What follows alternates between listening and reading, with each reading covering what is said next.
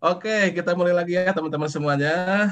Pada sesi kali ini ada narasumber nih dari jauh nih. Tapi walau jauh nih dengan Zoom meeting kita bisa kapanpun bisa dekat ya intinya. Walaupun jauh di mata tapi dekat di Zoom. Ya, Nah, perkenalkan ini Pak Christian Gamas ya, dari Kutai ya, dari ya, Kutai, Kabupaten Kutai Barat, Pak. Kabupaten Kutai Barat. Mantap. Ya, beliau ini YouTuber juga ya. Silahkan channelnya Christian Gamas ya. Ya, betul, Pak. Nanti saya munculkan di deskripsi ya. Nah, ini akan membahas terkait dengan strategi pengadaan ya. Nah, ini katanya di Kabupaten Kutai Barat ya, itu sudah melaksanakan nih. Nah, mudah-mudahan bisa membahas sedikit banyak teori-teori yang mendasari dari strategi pengadaan ataupun perencanaan pengadaan, dan tentunya yang paling penting ini bagaimana mengaplikasikannya nih di daerah ataupun di satkernya kan. eh, karena kalau teori-teori saja, teori-teori perencanaan, teori-teori strategi, tapi tidak dilaksanakan, tidak diaplikasikan, ya tentunya hanya sekedar teori saja gitu. Oh, Oke, langsung saja kita dengarkan paparan dari Pak Christian. Mangga Pak Christian, saya serahkan ruang Zoom meeting kepada Christian, silakan. baik. Terima kasih Pak Heldi Widiatna.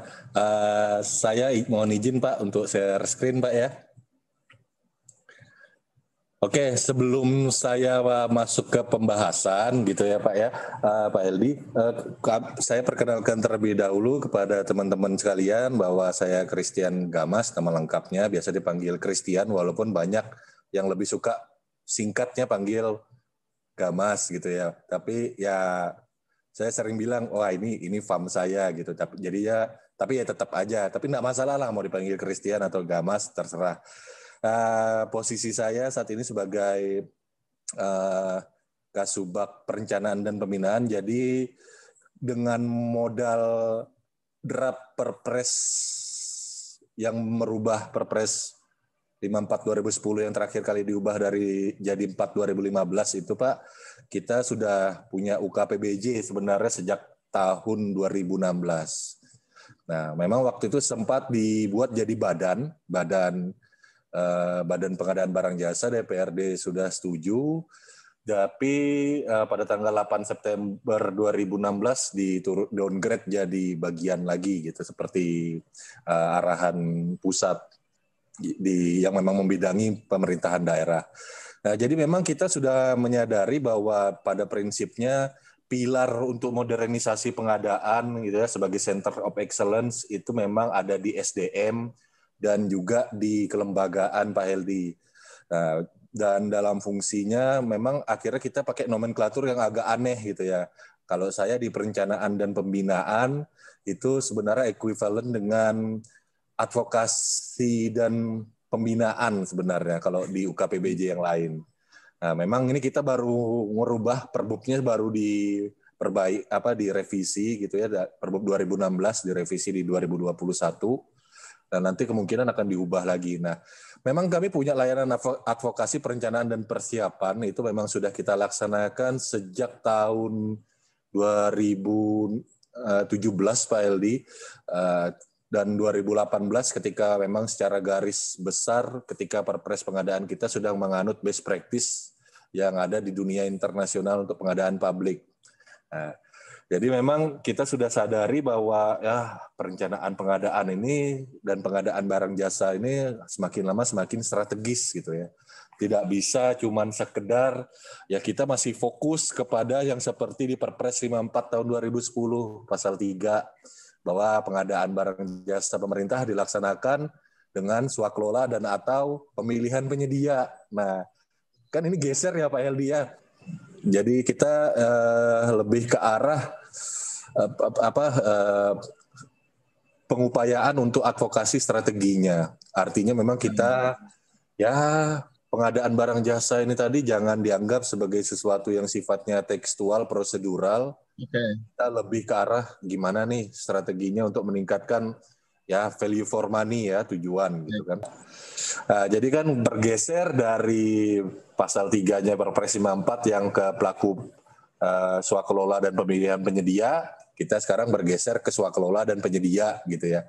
Artinya sekarang kita udah berpikir bahwa penyedia gitu yang menjadi lokusnya apa vokal poinnya adalah penyedia gitu. Berarti kan kita harusnya kalau berbicara masalah strategi gini ya. Nah, ini kan art and science menggunakan sumber daya gitu ya untuk melaksanakan kebijakan atau yang kita tuangkan dalam kebijaksanaan tertentu dalam situasi damai ini tadi ya. Berarti kalau kita procurement public ya strateginya kita mengenali pasar gitu kan. Nah, artinya di sini UKPBJ sebagai Center of Excellence ya yang kami pahami ya Pak ya dari Perlem 14 gitu kan sebagai pusat keunggulan dengan karakteristik Scopper ya walaupun memang maturity levelnya yang sekarang ini memang menurut saya agak rumit Pak. Waktu maturity levelnya masih ULP itu memang kita sempat level 4 Pak Heldi. Tapi ketika pas sudah menggunakan konsep Center of Excellence-nya UKPBJ, wah ini betul-betul apa ya istilahnya kompleks lah bagi kami gitu dengan keterbatasan sumber daya kami. Nah, ketika kita berbicara vokal poinnya sudah berubah dari swakelola dan pemilihan penyedia kemudian menjadi swakelola dan penyedia, maka yang menjadi fokus kita kalau saya pribadi berpikiran bahwa oke, kita ngelihat dari bagaimana nih public sector procurement dengan hubungannya G2B-nya gitu ya, government to business-nya gitu. Kalau yang swakelola kan G2C atau government to civil society-nya atau ke community-nya. Nah, itu kan atau malah itu untuk 3 dan 4 ya, kalau swakelola tipe 1 dan 2 berarti kan G2G. Nah, yang penting ini kan G2B-nya. Karena pasarnya kita itu seperti apa. Nah, kalau di buku Excellence in Public Sector Procurement punyanya Stuart Emmett dengan Paul Reich yang saya sudah kebetulan mereka ada 2 buku. Tapi yang memang saya suka baca yang memang yang umumnya dulu Excellence in Public Sector Procurement, terus ada satu lagi memang Excellence in Services. Jadi khusus memang membahas jasa gitu. Nah yang memang saya pelajarin gitu kan ketika saya melihat procurement di sana Pak Heldi, itu kok simple banget ya gitu loh. Jadi memang mereka fokusnya langsung ke pasar gitu ya. Artinya kalau saya ngelihat di situ mereka tidak membagi kategorisasi pengadaan barang jasa pemerintah itu seperti kita dibagi dulu di pasal 3 ayat 1 gitu kan. Pengadaan barang, pekerjaan konstruksi, jasa lainnya, jasa konsultansi. Mereka ya langsung pakai kayak semacam KBLI-nya itu aja. Nah, jadi di situ langsung kelihatan tuh jenis bidang usahanya gitu. Nah jadi mereka langsung terlihat ya kalau di UK, negara yang saya lihat itu Pak, ya jasanya apa, barangnya apa, itu langsung kelihatan tuh kategori-kategorinya. Ini masuk bisa dibilang kalau kayak jaringan atau jasa kebersihan ya itu yang rutin, alat tulis kantor ya itu yang rutin. Jadi sangat mereka langsung memilah dengan simpelnya ya. Kalau kita masih agak perlu translate dulu nih dari yang 4 kategori besar, belum lagi kalau terintegrasi ini masuk rutin, lever, baru bisa kita kategorikan ya ini rutin, leverage, bottleneck atau critical. Nah kalau yang dari buku yang ada ini saya ngerangkum gitu ya dengan coba menyambungkan dengan pasal 4 huruf A-nya kita. Oke. Saya coba sambungkan dengan ketepatan aspek value for money kita gitu ya, kualitas, jumlah, waktu, biaya, lokasi penyedia, itu matching. Berarti kan memang perpres kita ini memang best practices yang ada, cuman memang ya kalau dari mereka ya berdasarkan barang jasa itu tadi tidak dikategorikan 4 besar. Cuman mereka langsung lihat sifatnya. Nah, ternyata yang saya ngelihat itu ya kalau yang sifatnya risikonya rendah, ya itu berarti kalau dia belanjanya kecil-kecil, ya itu masuk ke rutin.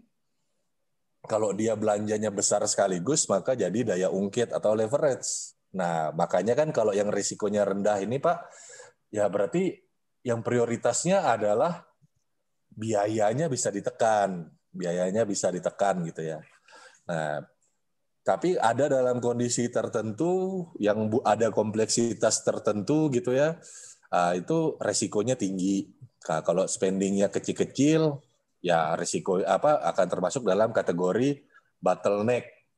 Dan kalau dia belanjanya nilainya besar, maka akan jadi critical. Nah, di sini faktor yang menjadi penentu utama itu adalah waktu kalau yang bottleneck dan critical. Dan memang akhirnya untuk yang sifatnya bottleneck dan critical ini tadi menjadi kebutuhan utama gitu ya. Karena apalagi kan yang kayak vaksin ini Pak, ini yang lagi happening ya Pak ya, kekinian. Vaksin kan ini kita kebutuhan utama nih kan, siapa sih yang nggak butuh kan, sekarang semua negara berebut. Nah ini kan menjadi kritikal ya Pak ya, nilainya gede, kita negara terbesar 4 dari jumlah penduduk ya, tapi pasokannya sangat kecil sekali. Nah ini kan kritikal nih, berbahaya gitu ya. Harusnya ini sudah sense of crisis kita harusnya sudah hidup gitu ya, daripada memperhatikan masalah kewajaran harga. Nah beruntungnya memang dari tempatnya Pak Heldi nih, LKPP itu kan sudah menyediakan instrumennya ya Pak ya perlem untuk keadaan darurat. Nah, jadi memang ya secara best practices memang perpres kita udah cantik banget ya Pak ya. Kalau saya kebetulan saya memang perhatikan, wah kesamaannya kita itu memang ada gitu. Dengan yang ada dengan buku yang saya baca, dengan peraturannya di UK, ya itu memang oh ya, sekarang bukan masalah mencari harga termurah lagi gitu. Kalau untuk yang resikonya rendah, ya oke, itu biaya kebutuhan utama gitu, cari paling murah. Yang untuk rutin atau ya kalau dia bisa ditingkatkan menjadi daya ungkit. Nah, cuman ini Pak Heldi yang mungkin kita sama-sama perlu ngelihat dan kita Sebentar Pak gimana? Presiden, sekalian yang satu sebentar. Siap, Izin, siap. izin, izin kita diskusi nih. Siap. Ini pertama nih, kalau ada PDF-nya yang Stuart sama Paul ini boleh dong di-sharing ya. Saya juga Siap. baca nih ya. Saya bacanya cuma dari diktat-diktat aja. Kalau Bapak punya akun Kindle kan bisa saya pinjamin Pak. Saya nggak tahu cara anunya Pak, ke PDF-kannya Pak. Oh gitu, iya yang Ya, bisa bisa. di-sharing ya. Waduh, Soalnya susah. Udah lama saya pakai Kindle, udah nggak pakai Kindle saya. ya, Saya akunnya ini iTunes. ya nanti kalau misalkan Pak saya nanti coba bagaimana caranya, mungkin nanti saya Ya ya ya boleh boleh nggak apa-apa, santai aja. Nah ya terus ini nih, jadi tadi seperti Pak Christian bilang, menurut mereka ini dalam excellent in public sector procurement ini, mereka itu tidak tidak memandang langsung jenis barang jasa ya satu ya. Bahkan betul. kalau yang saya tahu sih, kalau di best practices itu mereka hanya melihat itu hanya goods, works, and services kan, Ya. gitu. Secara umumnya begitu kurang lebihnya gitu kan. Tapi oke itu. Nah maksud saya ini yang yang menarik ini kok kebutuhan utamanya itu hanya di waktu dan di biaya. Maksudnya ini dalam slide ini maksudnya kebutuhan utama di waktu itu untuk yang bottleneck critical saja gitu ya. Sudut pandangnya bottleneck critical itu waktu yang menjadi concern utama. Kemudian di routine leverage biaya yang menjadi concern utama. Apakah seperti itu? Jadi mungkin modelnya mereka ya, kalau saya berusaha membaca dari dua penulis ini, kebetulan kan dua bukunya yang saya baca gitu. Mereka mengakui bahwa eh, ya betul yang seperti Pak Heldi sampaikan tadi, di luar negeri itu cuman goods and services, selesai, tidak ada hal yang lain gitu ya.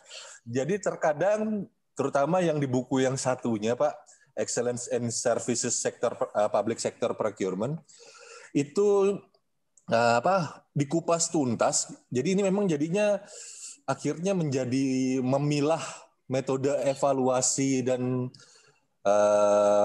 kategori evaluasi penawaran apa segala macam itu menjadi sebuah skill, Pak. Jadi jasa gitu ya. Mereka tidak memilah lagi misalkan jasa itu konsultansi atau Ya, ya. jasa lainnya. Nah, di situ diungkapkan Pak permasalahan-permasalahan bahwa jangan sampai nih jasa yang sifatnya butuh lebih sifatnya kepada keterampilan itu malah menggunakan metode evaluasi, metode pemilihan penyedia itu seleksi. Nah, itu jangan sampai. Itu ada dalam buku itu. Ya. Jadi mereka itu masih maaf dipotong. Maksud saya ini mereka juga memang mengkategorisasikan ini rutin leverage bottleneck critical ini. betul. Karena jadi pakai. Nah, Cuma untuk strateginya, untuk tujuan pengadaannya lah. Tujuan pengadaannya kan kualitas waktu biaya kan tujuan ya. Ya.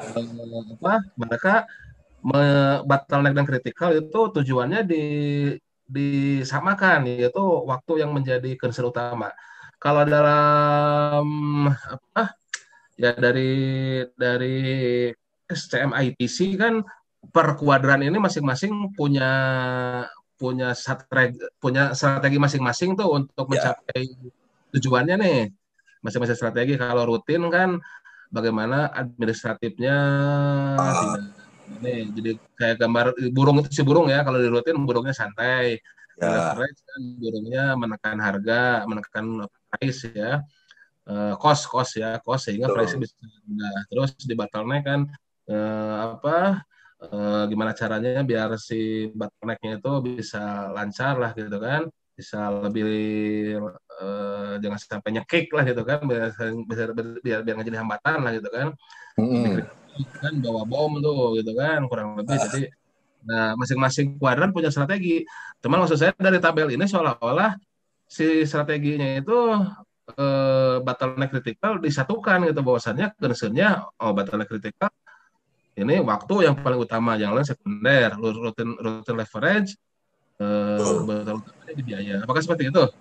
Ya, makanya tadi kan saya sampaikan tadi Pak sebelumnya bahwa jasa saja mereka mengakui bahwa ya itu jasa hanya satu, tapi ada cara-cara untuk menilai gitu. Nah, sekunder ini tadi itu bisa jadi sama-sama jasa kebersihan untuk tiap organisasi yang berbeda, beda gedung gitu ya. Itu bisa jadi kebutuhan utama itu tetap waktu, tapi ada yang lebih memilih jumlah sebagai yang sekunder paling atas setelah waktu. Nah, tapi kalau gedungnya tidak terlalu tinggi mungkin dia lebih lebar, cuman banyak dipakai untuk pertemuan. Yang naik adalah kualitas. Jadi mereka memang oversimplified, gitu ya, sangat disederhanakan, tapi betul-betul yang menjadi fokus utamanya ini kan karena bottleneck and critical ini tadi orientasinya adalah waktunya. Nah, tadi cocok nih dengan yang Pak Eldi sampaikan, ada burung yang terburu-buru bawa bom. Nah, itu kan berarti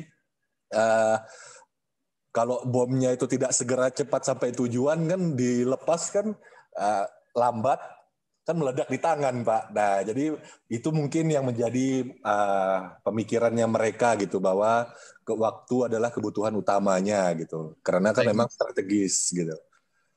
Maka berarti sama Paul ini intinya mengsimplify ya, selain dari jenis barang jasanya tadi, dia melihat itu ibaratnya mungkin dari sudut risiko aja ya.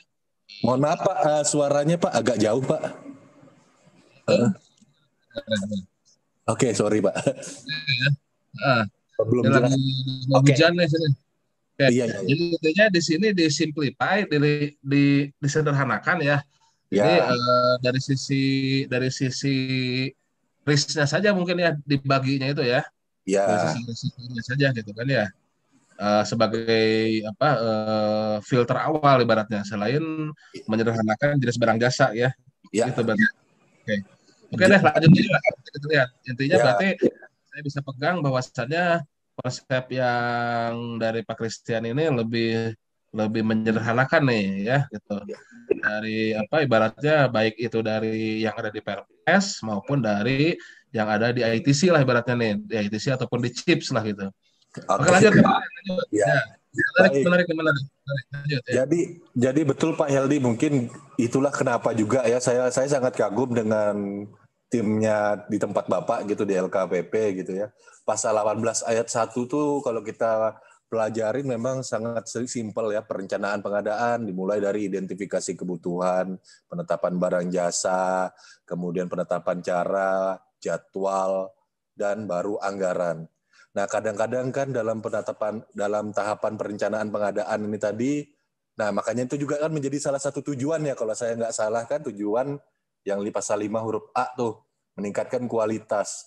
Nah, kalau kita berbicara kualitas kan berarti ada gradasi tingkatan kualitas ya Pak ya, begitu ya. Kalau kita berbicara mungkin ada nih, mungkin kalau kayak tempat saya mungkin perencanaan pengadaan barang jasanya mungkin masih kualitasnya KW2 gitu ya. Tapi kalau di tempat-tempat yang lebih canggih gitu ya, mungkin kayak Pemprov DKI gitu ya, yang serba elektronik, yang serba sudah terintegrasi, ya itu mungkin bukan KW lagi, itu sudah kualitas super.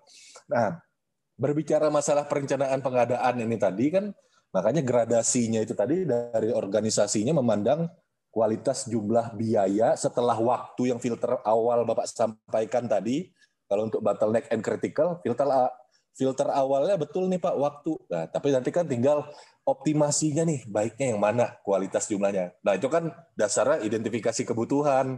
Nah, jadi memang klop banget. Makanya saya cocok dengan, jadi slide saya ini memang betul-betul saya cocok untuk menjelaskan ini gitu dengan buku yang saya bacakan, dengan yang saya pelajari dengan Perpres dan Perlem 7 ya, Perlem perencanaan gitu Pak Heldi. Oke, lanjut Pak. Siap. Nah, tadi balik ke strategi nih gitu ya. Nah, kalau kita berbicara strategi kan medan perangnya berarti bagaimana pelaku usaha ya, gitu kan. Pelaku usaha nih sebelum menjadi vendor kita, menjadi penyedia kita, kan dia punya persepsi dan dia punya power gitu. Biasanya mungkin nggak tahu ya kalau di tempat kami karena sektor swasta itu tadi belum growth gitu ya, belum tumbuh. Karena kan kami daerah pemekaran baru Pak, belum tahun 99 kami baru ada undang-undangnya. Jadi memang belum terlalu banyak sektor private di sini gitu Pak ya. Sehingga bagi vendor itu masih memandang kami ya itu sebagai satu-satunya yang menarik gitu. Nah, tapi kalau di tempat Pak Heldi mungkin di Bogor, kemudian di areanya LKPP di DKI gitu ya, mungkin pengadaan di sektor pemerintah publik ini masuk yang rese gitu ya, nuisance gitu ya, banyak noise-nya gitu ya. Bahkan kalaupun dia menguntungkan gitu ya, artinya diberikan dari HPS yaitu mungkin diberikan persentase keuntungan yang gede sekalipun ya ini masih belum terlalu menarik gitu loh, masih ya sebatas masih masuk kategori exploit lah, kita kadalin lah nih pemerintah gitu ya kadang-kadang. Jadi kalau saya sih melihatnya gimana caranya kita ini perlu kolaborasi luar biasa banget nih. LKPP memang memang beban kerjanya saya nggak bisa membayangin gitu Pak ya, Bapak di sana gitu sebagai satu-satunya lembaga yang membidangi kebijakan pengadaan barang jasa pemerintah dengan 34 provinsi gitu ya, kemudian seluruh kementerian lembaga. Terus dengan nuansa yang kita nih masih dia anggap rese gitu ya sama pelaku usaha, nuisance, gimana ya Pak ya caranya supaya pengadaan kita itu tuh bisa bergeser kalau enggak ya ke development atau ke key account gitu ya. Nah, ini menjadi menarik untuk kita diskusikan bersama bahwa regulasi kita udah oke punya nih kalau kita lihat yang dari slide yang sebelumnya, bahwa kita sudah nganut best practices gitu kan. Tapi pada prinsipnya kita kok masih sulit gitu ya Pak ya. Kalau saya ngelihatnya masih sulit bagi kita untuk mendapat penyedia yang memang yang tertarik gitu ya. Artinya kan kalau kita berbicara yang nuisance itu kebanyakan vendornya yang anggap sebentar. Vendornya pen saya oke. Vendornya itu lebih kebanyakan yang interdependence gitu loh. Ambil, take or leave gitu ya. Ambil atau tidak sama sekali gitu. Kalau kami nggak rugi apa-apa kalau Anda yang butuh kami gitu kan. Karena akhirnya memang posisi kita, karena kita memang rendah dari sisi attractiveness-nya gitu ya Pak ya. Pak Eldi, jadi ya masih dianggap kurang menarik. Akhirnya cuma dapat penyedia yang model-model seperti ini nih, interdependence gitu loh. Vendornya terbatas, kalaupun ada, ya kita bisa bilang pelaku usahanya ya bisa dibilang bukan yang kualitas bintang 5 gitu ya. Kayak gitu. Jadi memang saya merasa kalau saya di posisi di LKPP gitu, wah ini bebannya luar biasa berat nih Pak untuk modernisasi pengadaan gitu Pak. Gitu Pak Eldi. Menggeser Ya, ini. ya.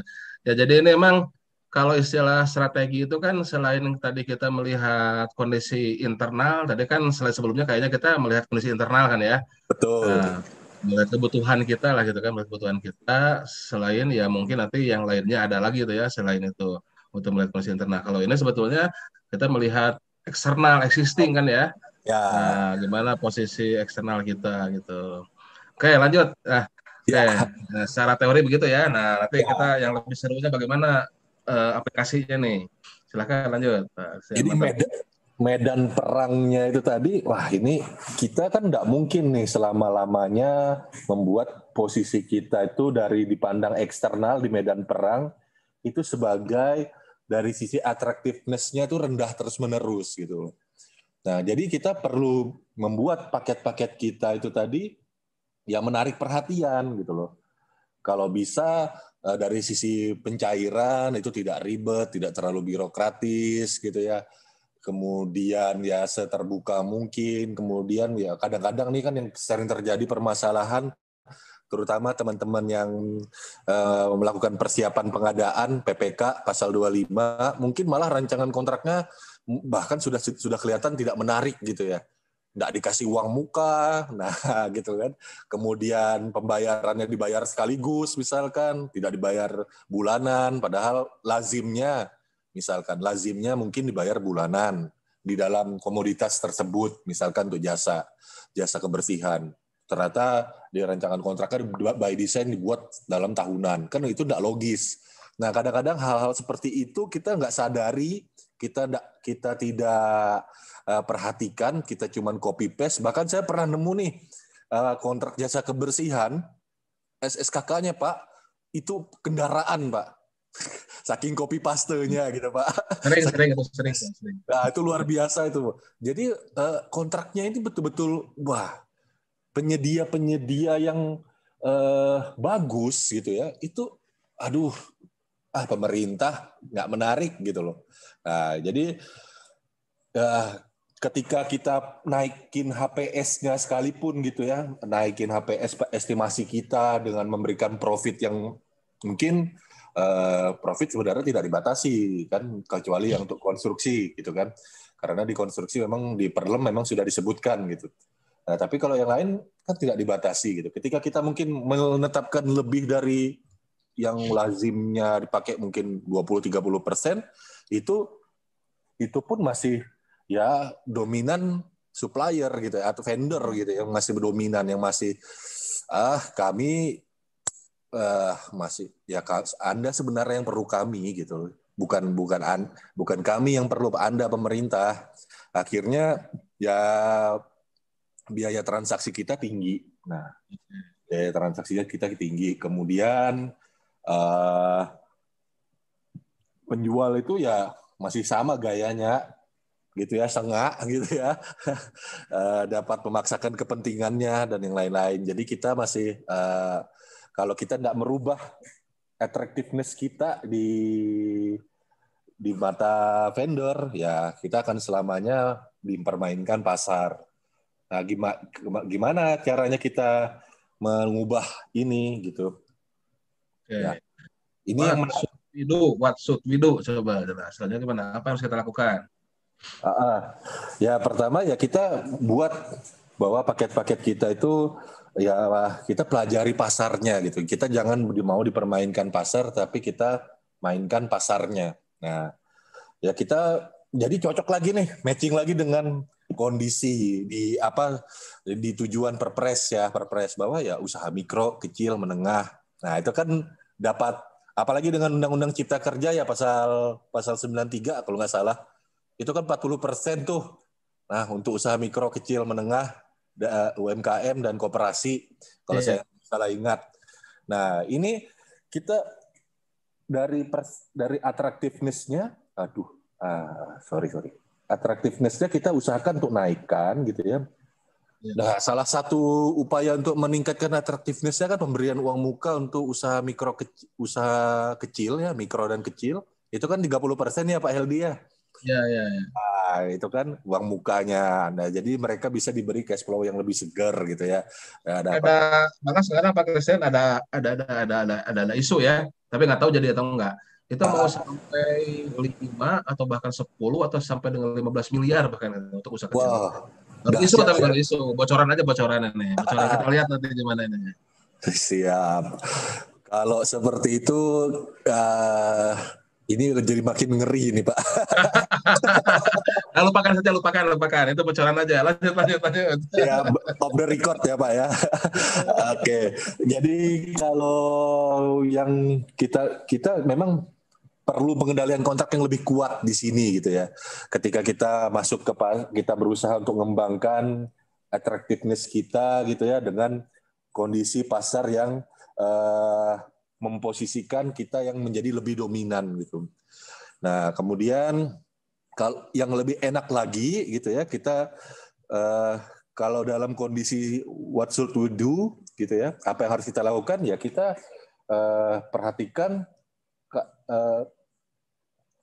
bahwa kita memposisikan kita ini sebagai paket-paket pengadaan kita ini yang memang bisa memperbesar mereka gitu. Makanya ini sangat cocok banget dengan kondisi di perpres kita bahwa usaha mikro, kecil, dan mengingat bahasanya Pak Roni, Pak Kepala LKPP, bahwa dalam bela pengadaan ya waktu itu kalau nggak salah UMKM, usaha kecil gitu ya, UMK memang kita fasilitasi tapi tidak kita manjakan kalau saya tidak salah kutip gitu. Nah, jadi memang difasilitasi gitu. Nah, dengan bela pengadaan contohnya ini sudah membuat atraktivitas kita pemerintah itu semakin menarik. Nah, terutama teman-teman di APBN ini sudah sangat simpel ya, udah boleh pakai KKP ya, kartu kredit pemerintah gitu.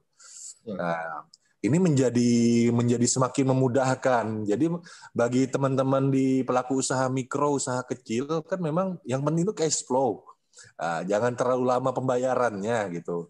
Nah, jadi akhirnya menjadi menarik gitu. Bahkan waktu pada saat sempat nih waktu bela pengadaan lagi happening gitu ya, dengan salah satu yang banyak membina saya ini Pak Muji Santosa itu meminta saya untuk bawakan materi webinar. Nah, itu salah satu vendor di PPMSE atau PPMSE ya, saya lupa posisinya di BUMN kan ada tuh yang semacam bela pengadaan padi digital, padi pasar digital. Nah, itu dia sudah masuk tuh. Itu sampai hubungin saya, dikira saya orang LKPP-nya gitu. Jadi tapi kan saya kan juga salah satu advisor di LKPP Pak. Jadi ya enggak masalah lah, kita mitra, advisor, damtrak, pendamping kontrak, fasilitator, ya kita mitra lah. Oh ini Pak kontak personnya untuk yang masuk ke bela pengadaan. Nah, saya belum pantau lagi sih. Nah, ini kan menjadi menarik nih. Akhirnya pelaku usaha itu kita sudah kayaknya udah posisi dalam development untuk teman-teman di APBN ya, KL, karena kemudahan adanya pembayaran. Yang agak nyendat ini memang masih teman-teman di Pemda nih Pak. Teman-teman Bela emang belum dipakai di Pemda, belum dipakai di Pemda Bela. Belum ada KKP Pak, kartu kredit pemerintah belum ada. Oke. Siap. Jadi memang kita di bela pengadaan ini memang agak sulit gitu ya, karena ya tetap nih kita masih pakai cara lama gitu ya, masih tradisional. Nah, Apalagi dengan yang kondisi yang inovasi yang sebelumnya punyanya LKPP lagi Pak. Ini kan kita sudah masuk di key account untuk katalog pengadaan e-purchasing ya, pengadaan melalui e-purchasing. Nah, itu saya barusan konsolidasi kemudian pengadaan kendaraan ya untuk para eselon yang lumayan tinggi. Saya comotin semuanya, saya gabungin. Nah, kemudian itu kan memang sudah langsung ATPM tuh Pak yang masuk. Saya nggak usah nyebut merek. Ya, ya, ya, ya, ya, ya. Nah, itu kan harganya dibandingkan dengan kita beli harga on the road dengan yang ada di brosur kalau wilayah Kalimantan per unitnya bisa selisih 20-an juta tuh. Nah, ini kita sudah key account untuk barang-barang yang seperti itu. Ya, Apa jadi ini apa pakai Tesla atau pakai apa? Tesla kan? enggak lah, Toyota. Aduh, jangan disebut lah. Kita nggak di endorse juga, Pak. Ya udahlah, pakai Tesla gitu ya. Ini si beda keterangannya ya. Nah, sekarang lanjut gimana? Next slide. Jadi kita dalam untuk yang kebetulan saya PPK-nya kan yang untuk yang sudah bisa pakai produknya LKPP ini ya katalog Pak. Wah ini betul nih kita dapat kemudahan dari katalog, kita sebagai persepsinya sudah mulai attractiveness-nya gede nih. Kalau untuk yang pengadaannya saya yang melalui katalog sebagai PPK, nah kendaraan, nah ini menarik nih, kita pembeli dan vendor bisa dikatakan kita posisinya sejajar gitu ya. Kemudian penyedia tuh anggap kita penting. Barang itu diantar sampai lokasi. Nah, kemudian nggak usah repot-repot datang ke Samsat. Nah, langsung diantarin nih TNKB dan BPK. Wah, enak gitu loh. Nah, kemudian kita juga ngurus pembayarannya karena katalog ya kan dokumennya tipis. Agak lebih cepat nih gitu ya untuk diverifikasi sama penandatangan surat perintah membayar, kemudian di Badan Keuangan juga lebih cepat juga prosesnya. Jadi ya posisinya atraktifnessnya untuk katalog, wah kita sudah oke punya gitu. Nah yang masalah ini kan yang masih area ini nih gitu ya. Nah terkadang Pak kita berbicara masalah tadi ya titik temunya persepsi luar, persepsi dalam gitu ya. Gimana sih kita supaya bisa dapat win-win solution untuk pengadaan yang teroptimasi atau optimize procurement.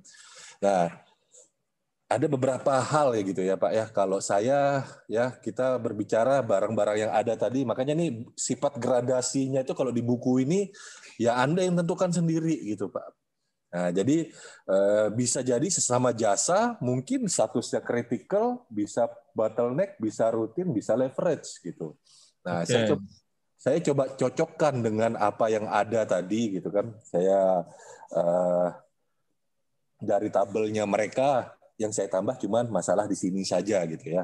Metode pemilihan metode evaluasi dan metode pemilihan penyedianya itu harusnya nih ada metode pemilihannya lupa tapi tidak apa ini maksudnya metode pemilihan gitu ya, ada pemilihannya. Nah kita kan pengennya ya semua jadi daya ungkit gitu ya. Kalau yang sifatnya yang rutin ya kita tingkatkan spendingnya berarti kan dikonsolidasi. Nah ini matching banget lagi dengan Perpres ya kan. Kalau di konsolidasi pengadaan itu kan sudah jelas disebutkan definisinya bahwa itu adalah strategi pengadaan barang jasa pemerintah yang menggabungkan paket-paket sejenis. Nah di situ kita bisa lakukan cost reduction. Nah penyedianya perilakunya ya dia bersedia nih ngurangin harga biaya gitu ya. Dia apalagi mikirin kalau dia ini jangka pendek maupun jangka menengah, apalagi jangka panjang. Nah, karena dia suka dengan yang kepastian. Nah, metode yang cocok ya jelas yang harga terendah atau biaya terendah. Nah, ini saya kebetulan ada contohnya. Nah, yang ini. Kemudian tapi kalau yang memang yang sifatnya kritikal ya seperti yang kayak sekarang ya kita ya saling ngerti aja lah ya. Kalau Indonesia dapat vaksinnya dikit gitu ya.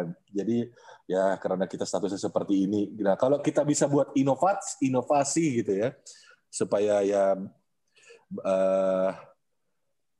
bisa paling tidak jangan sampai kebalik bottleneck ya yang kondisinya Nah, kita bisa ikat inovasinya, penghapus dulu deh. Panahnya, arahnya salah. Nah, kalau kita spendingnya kita bisa naikin kan, artinya ya saling pengertian aja deh. Oh ya, Indonesia bisa beli lebih, kami kasih stok lebih banyak, feel-nya lebih banyak gitu ya. Nah, tentunya ini yang menjadi prosesnya ya tender, sistem nilai dan yang seterusnya. Kalau yang seleksi kualitas dan biaya, kualitas gitu ya. Mereka jelas lebih suka kejelasan kontraktual diikuti dengan kinerja jangka panjang gitu. Kalau bisa tahun jamak gitu kan. Dan seterusnya. Jadi ya pada prinsipnya perilaku penyedianya mesti kita bisa baca gitu ya. Jadi jangan sampai kita yang dikendalikan pasar, tapi pasar yang kita kendalikan. Walaupun tingkat kesulitannya ya berbeda-beda gitu ya. Nah, yang baru saya kuasai ini Pak, yang masalah menggeser dari dapat diandalkan menjadi responsif. Itu kalau yang saya baru dapatkan. Nah, gimana nih Pak? Bentar Pak Christian, Ya. izin. Ini tabel ini kita cara bacanya berarti dari apa nih, status apa istilahnya, dari status atau apa, dari status penyedia ya, status penyedianya itu apakah respon, reliable, inovatif atau empatik ini ya gitu ya. Ya, Mulainya betul. dari kiri deh mulainya ya. Nah, mulainya dari kiri. Mulainya kita melihat pasar, melihat si penyedianya. Apakah pasar kita ataupun penyedia kita itu statusnya masuk penyedia yang mana gitu, mulainya begitu bacanya ya. Kita bacanya seperti itu Pak. Ya, dari sebelah kiri dulu. Dulu ya, oke. Nah maksud saya, eh kalau dalam ini juga, kalau saya nggak salah baca ini ya, takutnya saya yang salah menerjemahkan ini ya. Ya. Biasanya kalau di teori-teori ITC itu mulainya justru dari kebutuhan kita, dari supply kita dulu. Iya, dari demand dulu. Ini kan seolah-olah mulainya dari supply ini. Nah, kalau dalam teori yang saya pernah baca, ya mudah-mudahan saya salah nih ya, ataupun ya kita diskusikan, mungkin bisa dikombinasikan ya. Biasanya Iya. mulai itu dari demand-nya dulu. Demand-nya itu ada di mana? Di posisi kerajik. Dari supply ya, dari si suppliernya. Suppliernya tuh kita punya posisi di mana nih? Respon, reliable, inovatif, atau empatik ini. Nah, ini di ITC kalau nggak salah ya, chips itu biasanya mulainya dari demand. Demand kita itu ada di mana nih? Apakah ada di rutin misalkan ya, atau di bottleneck atau di mana? Nah, baru setelah itu kita berstrategi internal dulu. Kalau rutin, oke, kita bisa nggak tarik ke leverage dengan konsolidasi, misalkan gitu ya. Kalau bottleneck, bisa kita lower risk, gitu kan. Nah, baru setelah itu kita lihat ke supply kita, ke supplier kita. Nah, barulah muncul strategi-strategi itu, gitu kan. Nah, kalau ini, nah makanya nih, minta penjelasan lebih lanjut. Ini cara bacanya gimana nih? Apakah ada teori lain dari si siapa tadi, Paul dan siapa, Emmet tadi, atau gimana nih? Ini sebenarnya tidak ada yang salah Pak gitu, cuman sudut pandangnya saja yang agak berbeda. Sebenarnya yang Bapak sampaikan dari ITC itu pun juga ada dalam buku itu. Nah, cuman kan itu sesuatu yang sudah umum lah kalau saya lihat gitu ya dalam hal. Nah, cuman maksud saya begini Pak, kita maksud buku ini begini, dan kenapa kok saya milih yang bagian sebelah kirinya dari perilaku penyedianya dulu gitu. Ya, itu menarik itu, betul, makanya gimana? Karena kita kan mau cari win-win solution-nya nih dalam strategi perang kita nih, Mas. Perang lagi. Nah, pasar kita ya, strategi pasar kita. Nah, kalau seandainya status kita ini sebenarnya leverage supply-nya gitu ya. Tapi kalau penyedia kita responsif, berarti ada yang something wrong dengan cara kita. Kok bisa dapat penyedia tidak responsif? Nah, jadi harusnya strategi pengadaannya, kalau kita lihat ya kembali dari strategi pengadaan pembelinya, maka kita ya supaya berarti ada yang something wrong, maka kita harusnya sudah belum kita lakukan mengidentifikasi dan memanfaatkan pasar ini tadi? Nah, kalau sudah, harusnya dalam proses pemilihannya, pola yang terjadi adalah perilaku penyedianya, dia rela ngurangin harga biaya gitu. Nah, gimana posisi pemasoknya? Maka dia biasanya mereka yang suka dalam jangka pendek maupun jangka panjang. Jadi ini tidak ada yang salah atau bagaimana tadi ya. Kalau ini perspektif yang berbeda saja gitu. Artinya kita ngelihat di pasar ini tadi kira-kira berapa banyak penyedia yang suka dengan kepastian gitu ya, tidak di PHP gitu. Kemudian merespon pekerjaan dalam jangka pendek maupun panjang. Kemudian secara rasional kompetisi kita ini nanti kira-kira masuk akal bagi mereka gitu loh. Nah, artinya penyedia ini tadi bisa dalam proses kompetisinya ya, biddingnya ya, itu mereka masih berusaha untuk mengurangi harga gitu. Nah, Ya, terus ini sebentar. Ini antara kolom penyedia dengan posisi kuadran Kraljik ini sudah fix atau bisa bisa pindah juga, dalam artian ketika kita tahu oke ini penyedianya responsif nih, berarti ini untuk mensuplai barang jasa yang leverage gitu. Tapi kalau barang jasa rutin, berarti penyedianya harus sebaliknya gitu ya. Sebaliknya berarti barang jasa rutin harus penyedia yang dapat diandalkan. Ini sudah fix begini pasangannya atau masih bisa ke Oh iya. pasangan yang lain atau gimana? Ya, kalau yang dari buku yang saya baca, Pak, ya kalau secara tekstual sebenarnya dia cuma membuat tabelnya ya yang ini aja 1 2 3 1 2 3 4 5 6 ini aja. Itu sudah memang menurut mereka ya menurut penulis bukunya gitu. Jadi memang nempel sudah Oke. gitu. Nempel. Oh, oke. Ya berarti memang menurut pengalaman dia ya, kalau memang pasarnya responsif ya berarti ya barang-barang yang leverage itu kita berikan ke yang respon ini gitu ya. Ya. Gitu. Ya, nangkep. Ya, ini view baru sih, nggak apa-apa. Jadi Ya, ya menambah menambah wawasan dan menambah wawasan. Dan siap. dia juga kan bikin buku pasti ya sudah ada best practice ya kan, sudah ada apa pengalamannya gitu. Dan tentunya juga Pak Christian kan melaksanakan nih, ternyata emang bagus atau gimana ya. Kita lihat nih slide berikutnya ya. Lanjut Oke, Pak Christian. siap. Ya, jadi kita dulu sebelum ada istilah clearinghouse, nah kita ya, dari LKPP ya, untuk dari Sebelah kiri siapa, maaf nih, sebelah kiri ini ganteng banget ya pakai batik nih, tangannya ngangkat ke atas ini. itu waktu lagi dampingi dinas kesehatan, Pak, guys. Oke, jadi kita memang biasa memang untuk menyisir paket-paket yang kita anggap strategis, kemudian berdasarkan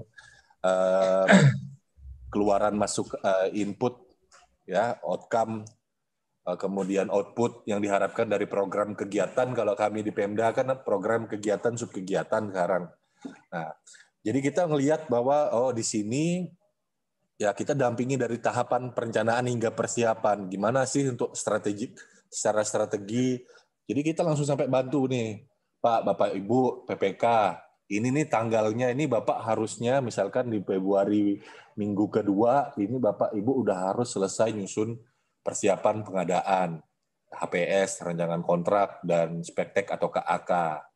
Nah, dan seterusnya. Nah, jadi memang kita melakukan hal seperti itu. Kemudian, Pak, ini bisa dikonsolidasi, Pak, gitu. Walaupun beda DPA, nanti kita tinggal gabungkan saja. Nah, artinya memang ya udah kita perbesar ya, yang jadi yang dari yang sifatnya rutin, yang angkanya kecil-kecil, kita coba konsolidasikan. Nah, memang ini berkaitan dengan yang sifatnya strategis. Nah, dan memang kebetulan memang kewenangannya diberikan ya Pak LD di UKPBJ gitu. Nah, walaupun memang sifatnya advis ataupun memang ketika pas proses pemilihan penyedianya mau dilakukan oleh Pokmil, tapi kan diskusi masih bisa terbuka dengan pasal 21 ayat 2 gitu. Nah, Paket-paket yang strategisnya apa tuh Pak Kristianto? mohon maaf, suaranya menjauh, Pak. Paket yang strategisnya apa tuh? Ada yang paket strategisnya apa? Paket-paket strategisnya? Kalau dibilang ya kayak kalau kami kan memang wilayahnya agak kita ngelihatnya strategisnya kan dari sisi cakupan kemanfaatannya Pak. Kayak Oh, kami di sini Rumah Sakit Pratama masih tipe C gitu. Nah, ketika kita mau uh, tipe C itu kan jelas masih jauh dibandingkan dengan kami yang sudah paripurna gitu ya akreditasinya. Maka di sini kayak ambulans itu penting gitu ya, ambulans. Dan 16 kecamatan luas kabupaten kami, mohon maaf saya sampaikan, itu 3 kali lipat Provinsi Bali, Pak, luasnya. oh, berapa kilometer persegi Mas ya? Sekitar 18 ribuan atau 19 ribuan kilometer persegi kalau saya nggak salah ingat. Nah, Oh, oke. jadi dan itu sebelum itu sudah dimekarkan Pak. Kami kan sudah ada daerah otonom baru lah pemekaran lagi. Kalau dulu 30-an ribu Pak kilometer perseginya. Nah, jadi ambulans untuk puskesmas ini kami pandang strategis walaupun nilainya kecil. Nah, kalau memang dilihat terpisah-pisah DPA-nya berdasarkan wilayah sarana prasarana per kecamatan, itu akan kelihatan kecil-kecil gitu ya. Nah, jadi karena konsolidasi pengadaan ini tadi PA, KPA, PPK itu kan bisa maketkan masing-masing. Nah, kita bisa rekomen. Ini salah satunya ya kita gabungkan lah gitu. Nah, tapi kalau saya berbicara konsolidasi ini, saya belajarnya malah belum dari pengadaan barang dulu. Saya lebih ke arah jasa dulu gitu. Karena memang kurva belajar ya Pak Heldi ya. Kan memang saya Oke. sudah okupasi PPK tapi belum sertifikasi dan memang uh, learning by doing itu lebih mudah bagi saya gitu. Nah, jadi Sepakat, Pak. saya konsolidasi dulu yang receh-receh ini dulu gitu, Pak. Jadi Oke. paket pengadaan yang jasa kebersihan, nah ini dulunya itu dibayar kami bertahap banget, Pak. Dulu swakelola tipe 1 kita beliin bahannya. Nah, yang PPK sebelum saya. Habis itu swakelola tipe 1. Habis itu tenaga kontrak perorangan baru kita belikan bahannya, kontrak perorangan, jasa lainnya. Habis itu penyedia naik lagi, tapi masih terpisah nih dengan bahannya. Baru habis itu penyedia dengan bahannya, karena memang nggak ada Ya, ya, pelakunya, ya. nggak ada Ya, pelakunya. ya, ya. Nah, ya udah kita coba kumpulin nih receh-recehan nih 3 paket, dapatnya pagunya 1 miliar gitu ya. Itu Nah, sudah all in ya, sudah all in itu semuanya ya. udah Alat, bahan, ya manajemennya ya. manajemen, aktivitas manajemen, Ya, pengupahan, tentunya ya, harus ya, sesuai ya. dengan UM kabupaten ya, upah minimum Ya, kabupaten ya, ya, ya. dan Siap, seterusnya. siap. Ya memang waktu itu Oke. dengan ketika kita pretelin waktu itu tidak menarik bagi mereka gitu. Kemudian anggaran-anggaran yang ada, DPA-nya, paketnya kita gabung-gabungin, RUP-nya walaupun masih terpisah, ya kita konsolidasikan, gabung jadi satu HPS. Jadi satu HPS, walaupun dari yang di sini gitu ya, ada ini paketnya kita berhasil gabungin, tapi ada yang DPA yang kelupaan, kececer gitu ya, ya udah kita gabungin deh gitu. Jadi satu HPS konsolidasi gitu. Memang agak sedikit ngerepotin karena kadang nyisirin dokumen karena kalau saya di sekretariat daerah ini posisi PPK-nya mungkin sama kayak setara dengan biro umum lah mungkin kalau mungkin saya bayangkan gitu kan. Jadi ngurusin satu gedung gitu loh. Kadang nggak ada yang kelewatan. Nah, jadi tapi kelewatan itu pun ya kita bisa konsolidasikan. Jadi item-itemnya kita gabungin HPS-nya jadi satu kali tender. Nah, ini memang ngepres HPS-nya kita berhasil turunin ya sekian. Nah, jadi ya sekitar saya lupa penghematannya berapa, tapi pada prinsipnya yang penyedia yang reliable ini tadi ya, yang ketika masih dikonsolidasi naik dikit itu sudah separuh di antara sebentar saya balik ke Pak ini tadi antara dapat diandalkan dengan reliable gitu. Tapi gradasinya masih lebih contoh baru ke dapat diandalkan gitu. Nah, mohon maaf masih di mute Pak. Menarik ke ini dari praktik ini kalau kita hubungkan dengan teori awal Pak Christian tadi, berarti kita ini menggabungkan paket-paket yang rutin ya Pak Christian. Coba Ya, tadi yang slide awal tadi, slide ya. tadi berarti kita menggabungkan yang rutin, mana tadi ke strategi. Nah ini kan, nah bukan yang ini, yang tadi yang tabel. Oh, Tabel 6 tabel. tadi. Tabel. Nah, ini ya. Kalau bobotoh itu persib, Pak, bukan persib. Jadi tabel, bukan tabel, Pak. Gimana Pak? Bercanda, Pak, bercanda. Oh, Enggak. Pak Christian kan bilangnya tabel. Ya, kalau orang Sunda itu persib, Pak, bukan persib. Ya, bobotoh tuh gitu, Pak. Jadi tabel gitu. ya. Bercanda, Siap, bercanda. Mohon maaf nih, saya orangnya suka heureuy ini, Pak, suka bercanda, Pak. siap. Tidak masalah Pak. Kalau saya santuy, saya santai Pak. Ya, Oke. ya. Ya, Jadi jadi demand kita berarti kan sebetulnya di rutin ya, rutin. Nah, cuma betul. dinaikin gitu kan ke leverage gitu kan ya. Kalau dalam Ya, teori ini kan ya sesuai dengan tadi yang dijelaskan. Sehingga kita harus mencari penyedia yang responsif gitu ya. ya mendekati lah paling tidak. Mendekati, oke. Nah, sebagai bukti bahwasannya itu dapat responsif itu dalam praktiknya kemarin itu bagaimana tuh penyedia yang diperolehnya siapa ataupun secara kualifikasinya bagaimana? Apakah biasanya itu penyedia yang ya tanda kutip kurang bagus ataupun ya pelayanannya gimana ataupun di sudut pandang kualifikasinya bagaimana? Nah, sekarang yang disebut dengan penyedia responsif itu dapatnya yang bagaimana nih? Nah, ini saya akan lebih ke arah situ lagi ya Pak ya. Jadi memang kita dulu uh, ya kalau saya ngatakan ya yang tadi kan sempat saya sampaikan di PPK pendahulu-pendahulu saya gitu kan, itu bertahap ya dari swakelola tipe 1, kemudian perorangan, kemudian cari penyedia. Cuman karena nominalnya itu sangat kecil gitu ya, jadi attractiveness-nya itu tidak terlalu bagus gitu ya. Nah, akhirnya recehan-recehan ini kita kumpulin gitu kan. Nah, ini mendapat jadi yang lumayan, ya bukan lumayan, menurut saya sudah menuju ke arah responsif gitu ya. Nah, kalau bisa dilihat, dan saya waktu itu masih pakai metode yang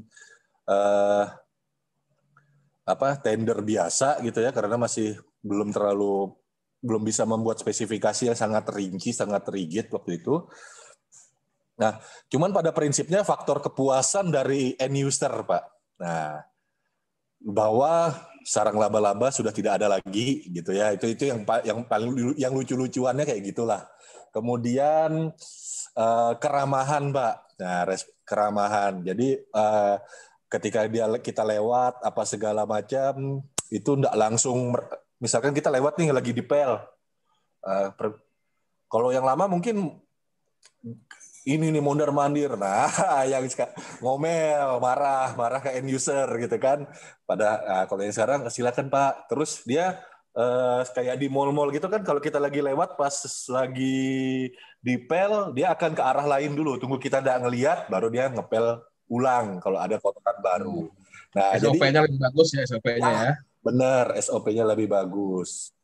Itu Nah, penyediaannya penyedia mana tuh? Dapatnya dari mana tuh? nah ini yang membuat saya bilang ini kita dapat yang lebih responsif, bahkan ini dari sisi attractiveness-nya itu malah dapatnya dari kota tetangga Pak, kota saudara jauh, walaupun masih di Kaltim juga gitu ya, di Balikpapan, malah di Balikpapan Oh. jauh-jauh.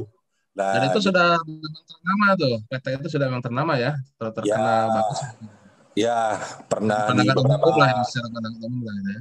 pernah di beberapa BUMN sebenarnya, jadi ya Oke, ada track record itu ya.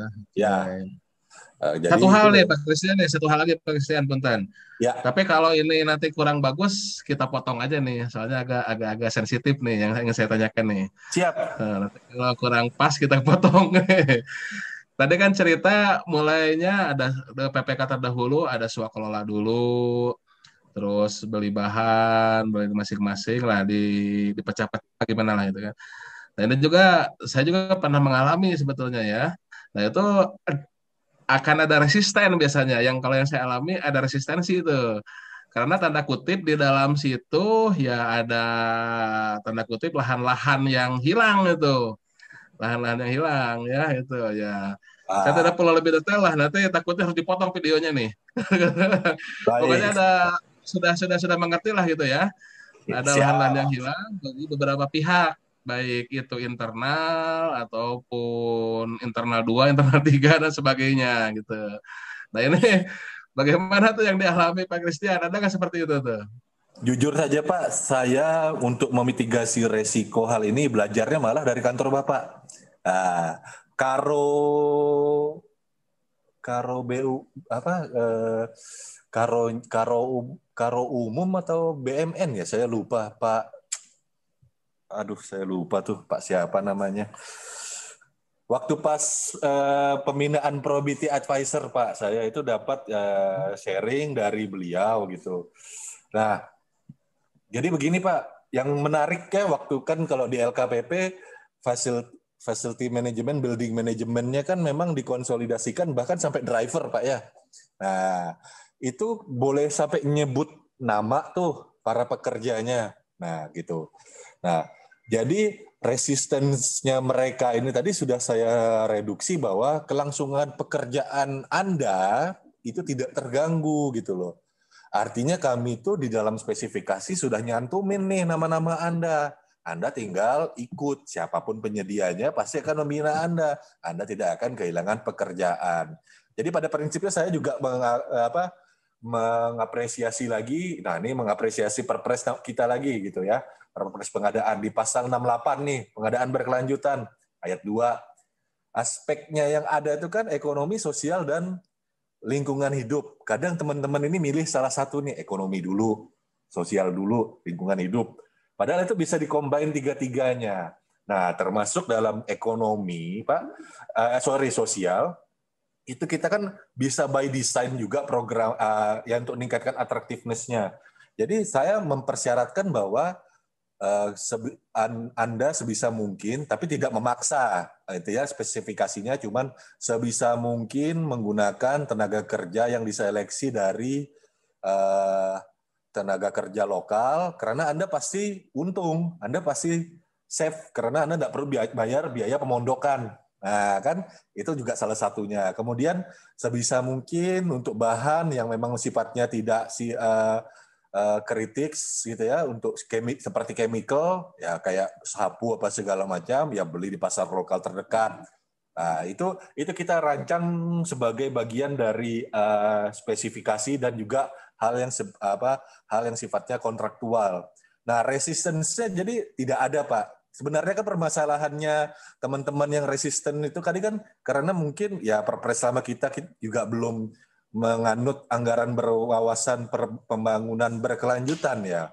Nah, tapi kalau di perpres kita yang baru ini, yang memang perpres ini kan pengadaan berkelanjutan sangat mensupport pembangunan berkelanjutan, sustainable development. Itu ada sustainable procurement, tapi kebanyakan teman-teman ini saya masih bingung nih, mindsetnya sustainable procurement ini cuma pemanfaatan produk industri hijau, padahal kan enggak gitu ya. Nah, kalau kita baca pasal 68, wah di situ pemberdayaan komunitas garis miring komunitas usaha lokal. Nah, kan ini kan kita bisa pakai jadikan bahan untuk spesifikasi. Nah, kalau ditanya lagi nih, kenapa kok berani? Loh, saya salahnya di mana? Pasal 4, pasal 5 mendorong mewujudkan pengadaan berkelanjutan. Nah, kan? Jadi Nggak ada ini resistennya ya, nggak ada resisten ya. nggak ada, Kalau Pak. pengalaman saya itu dulu resisten ini sebetulnya yang saya maksud Pak Christian. Ibaratnya kalau kita tidak melakukan konsolidasi, itu kan ya dengan pemecahan, bukan pemecahan, maksudnya dengan beberapa paket itu, yaitu ada yang diuntungkan juga gitu. Karena ya dengan banyak paket, dengan banyak item, itu kan akan butuh banyak supplier. Nah, ketika butuh banyak supplier, nah itulah ada beberapa yang ya ibaratnya mah menjadi dapurnya juga gitu kan, ya Nah, baik itu pihak internal ataupun pihak eksternal, ya ada istilah ini apa pokir lah gitu kan. Ada istilah ini ya yang nyuplainya juga dari siapa gitulah dan sebagainya itu. Nah, ketika ini dikonsolidasikan itu hilang semua itu kan, hilang semua gitu kan karena ya semuanya all in ke satu penyedia gitu. Ya bagi sisi kita sih menguntungkan gitu kan. Nah, cuman yang asalnya asalnya beberapa pihak diuntungkan ya tanpa konsolidasi yaitu keuntungannya hilang dan mungkin sebetulnya yang menjadi efisiensi bagi kita sebetulnya gitu sih.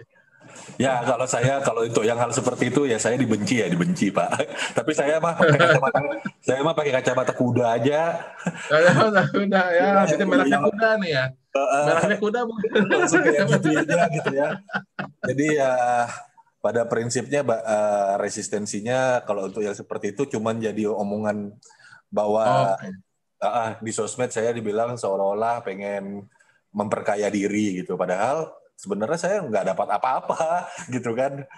Ya ini tender kita buka yang dapat juga dari saya kenal juga enggak gitu kan. Ya, tapi yang penting kantor bersih gitu. Tapi setelah berjalannya waktu itu ini malah jadi nih Pak. Berkembang jadi kontrak payung.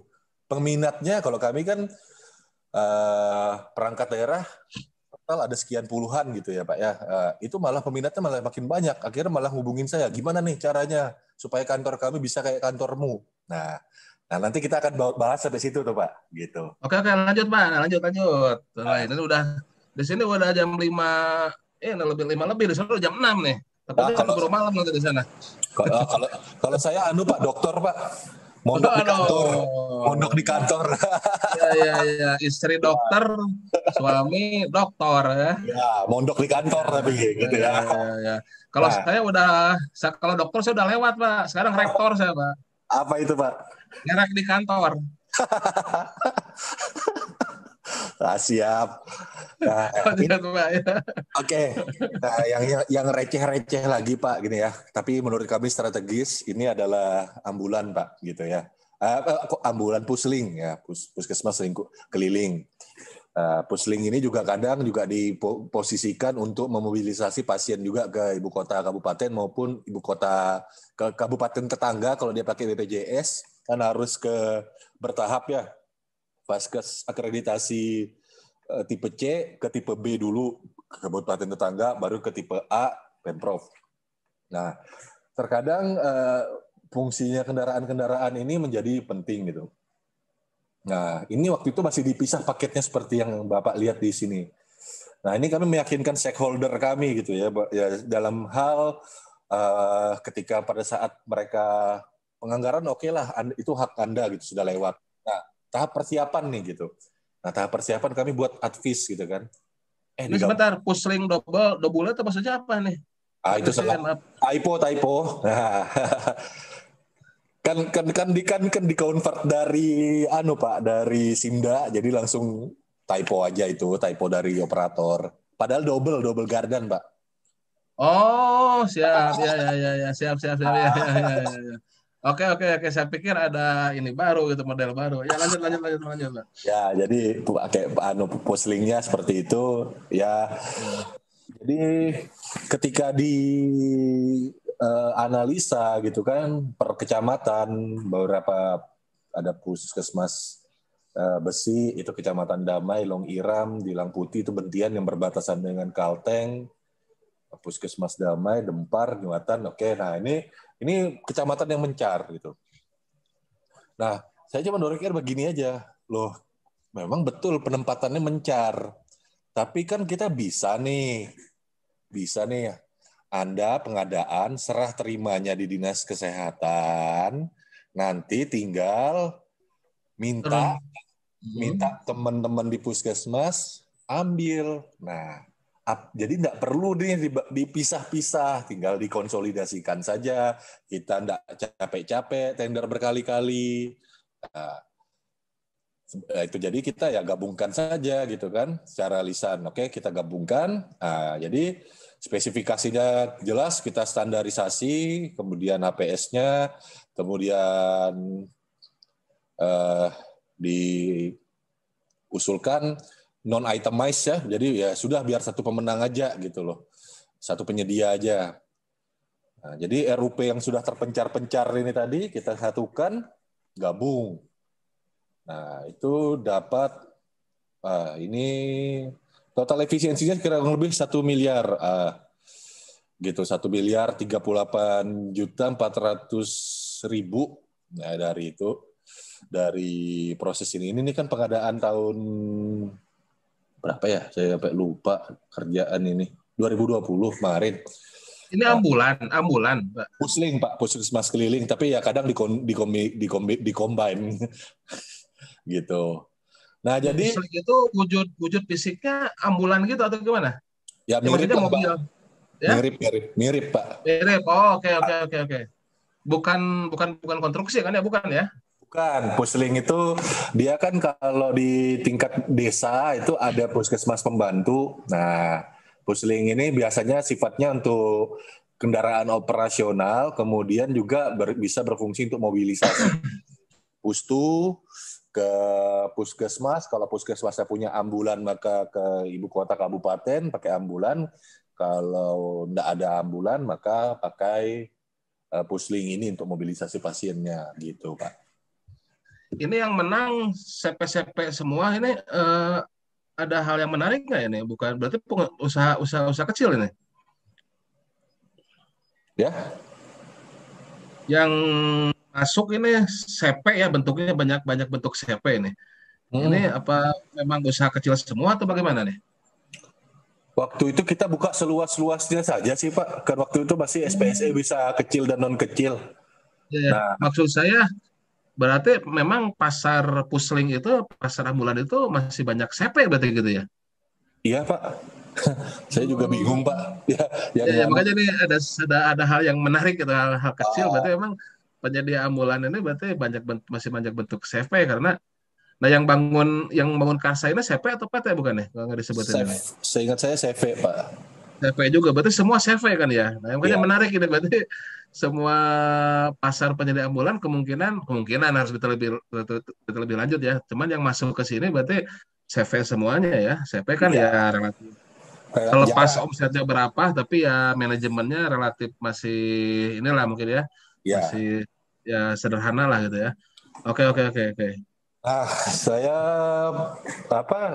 pada saat proses diklarifikasi karena belum centang ijo nih di pengalamannya waktu pas memang dia banyak pengalaman pengadaan kendaraan tapi yang untuk kesehatan itu belum centang ijo gitu. Jadi terundang sistem kita verifikasi nih via Zoom gitu kan. Via Zoom dan memang dia diklarifikasi tidak rugi gitu ya, siap, dan memang waktu itu datang lebih awal. Nah, ini juga Pak Christian ini banyak yang nanya ke saya terkait verifikasi centang di sikap tuh, mungkin nanti ada sesi lain tuh minta dijelasin tuh terkait verifikasi di sikap itu, banyak tuh yang nanya itu secara teknis. Saya kan bukan Pokja ya, saya bilangnya jawabnya, waduh saya nggak tahu bagaimana dashboard ataupun dashboard penyedia ya. Intinya saya tahu teorinya kalau mau terundang di sikap, ya itu harus dicentang dulu. Nah, bagaimana proses Pokja melakukan centang, bagaimana selanjutnya si penyedia itu bisa terundang. Nah, itu nih mudah-mudahan Pak Christian bisa sharing nanti itu. Ini nanti untuk tanda cepat ini nih, mudah-mudahan nanti. Nah, saya kadang itu juga bingung, Pak. Bingung juga. ada inkonsistensi dalam terundangnya gitu loh, Pak. Saya kadang bisa ngelihat kalau kita pakai akun PPK gitu ya, kan kita bisa ngelihat kita kalau bagi Pokmil itu kan tidak bisa ngelihat ketika waktu pas create paket dia cuma tahu berapa jumlah penyedianya. Oke. Nah, tapi kalau kita pakai akun PPK gitu kita bisa ngelihat bahwa penyedia yang ada itu tadi memang betul belum tercentang gitu loh. Tapi boleh tuh Pak Christian tuh kita inilah sharing tuh Pak Christian, itu sangat penting loh bagi pelaku usaha, terutama ini ketika online shop ataupun ketika penyedia katalog turun semua, itu kan berbondong-bondong kan pingin ke tender cepat. Nah itu mereka kesulitan.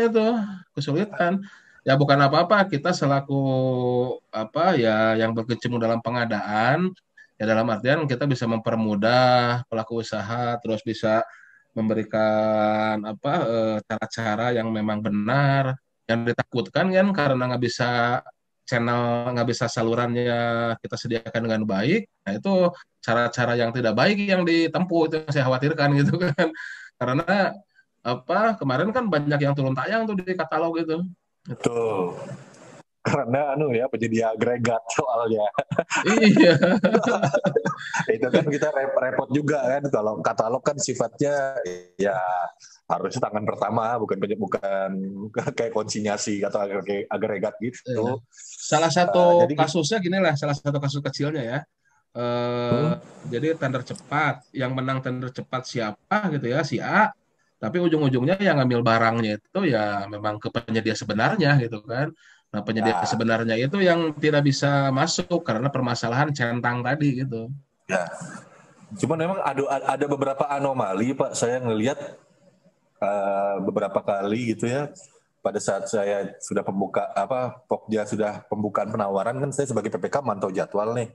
Nah itu Ya, saya ya, ya. ngelihat lagi sedang proses undangan verifikasi gitu kan, tapi nama penyedia sudah lihat, saya masuk ke aplikasi procurement lainnya. Nah, Mm-mm.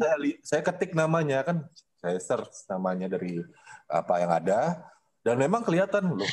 Saya juga bingung loh, ini dia punya pengalaman sejenis tapi belum terverifikasi, tapi kok bisa terundang ya. Nah itu ada Nah, itu. ada kejadian yang seperti itu Pak.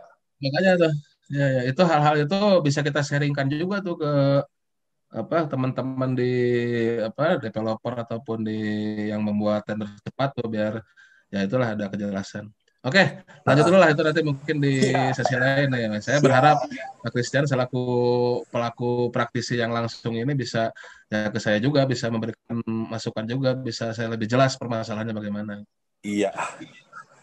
Nah, jadi ya paket-paket yang ada ini tadi ya memang secara teoritis ya konsolidasi pengadaan bisa melakukan waste reduction lah atau cost reduction intinya gitu ya. Volumenya meningkat gitu kan. Jadi kita bisa ya dapat penurunan biaya. Nah, yang baru-baru ini saya lakukan ini konsolidasi dengan jenis kontrak dengan menggunakan kontrak jenisnya kontrak payung gitu. Ayo, oke. Pekerjaan apa nih? Jasa kebersihan lagi masih Pak. Nah, tapi Jasa apa, maaf, jasa apa? Kebersihan. jasa kebersihan. Nah, Oke, cuman oke, kan oke. yang menarik kan di sini Pak, definisi konsolidasi apa kontrak payung ini kan kita volume pengirimannya yang belum bisa diketahui harusnya gitu kan. Waktu pengirimannya belum bisa diketahui, delivery time-nya. Ya, ya, ya, ya, betul. Volumenya juga belum bisa aduh, sorry. Slide saya masih muncul Pak ya? Pak Eldi?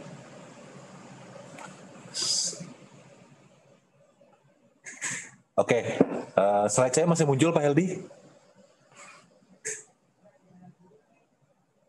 Halo, halo.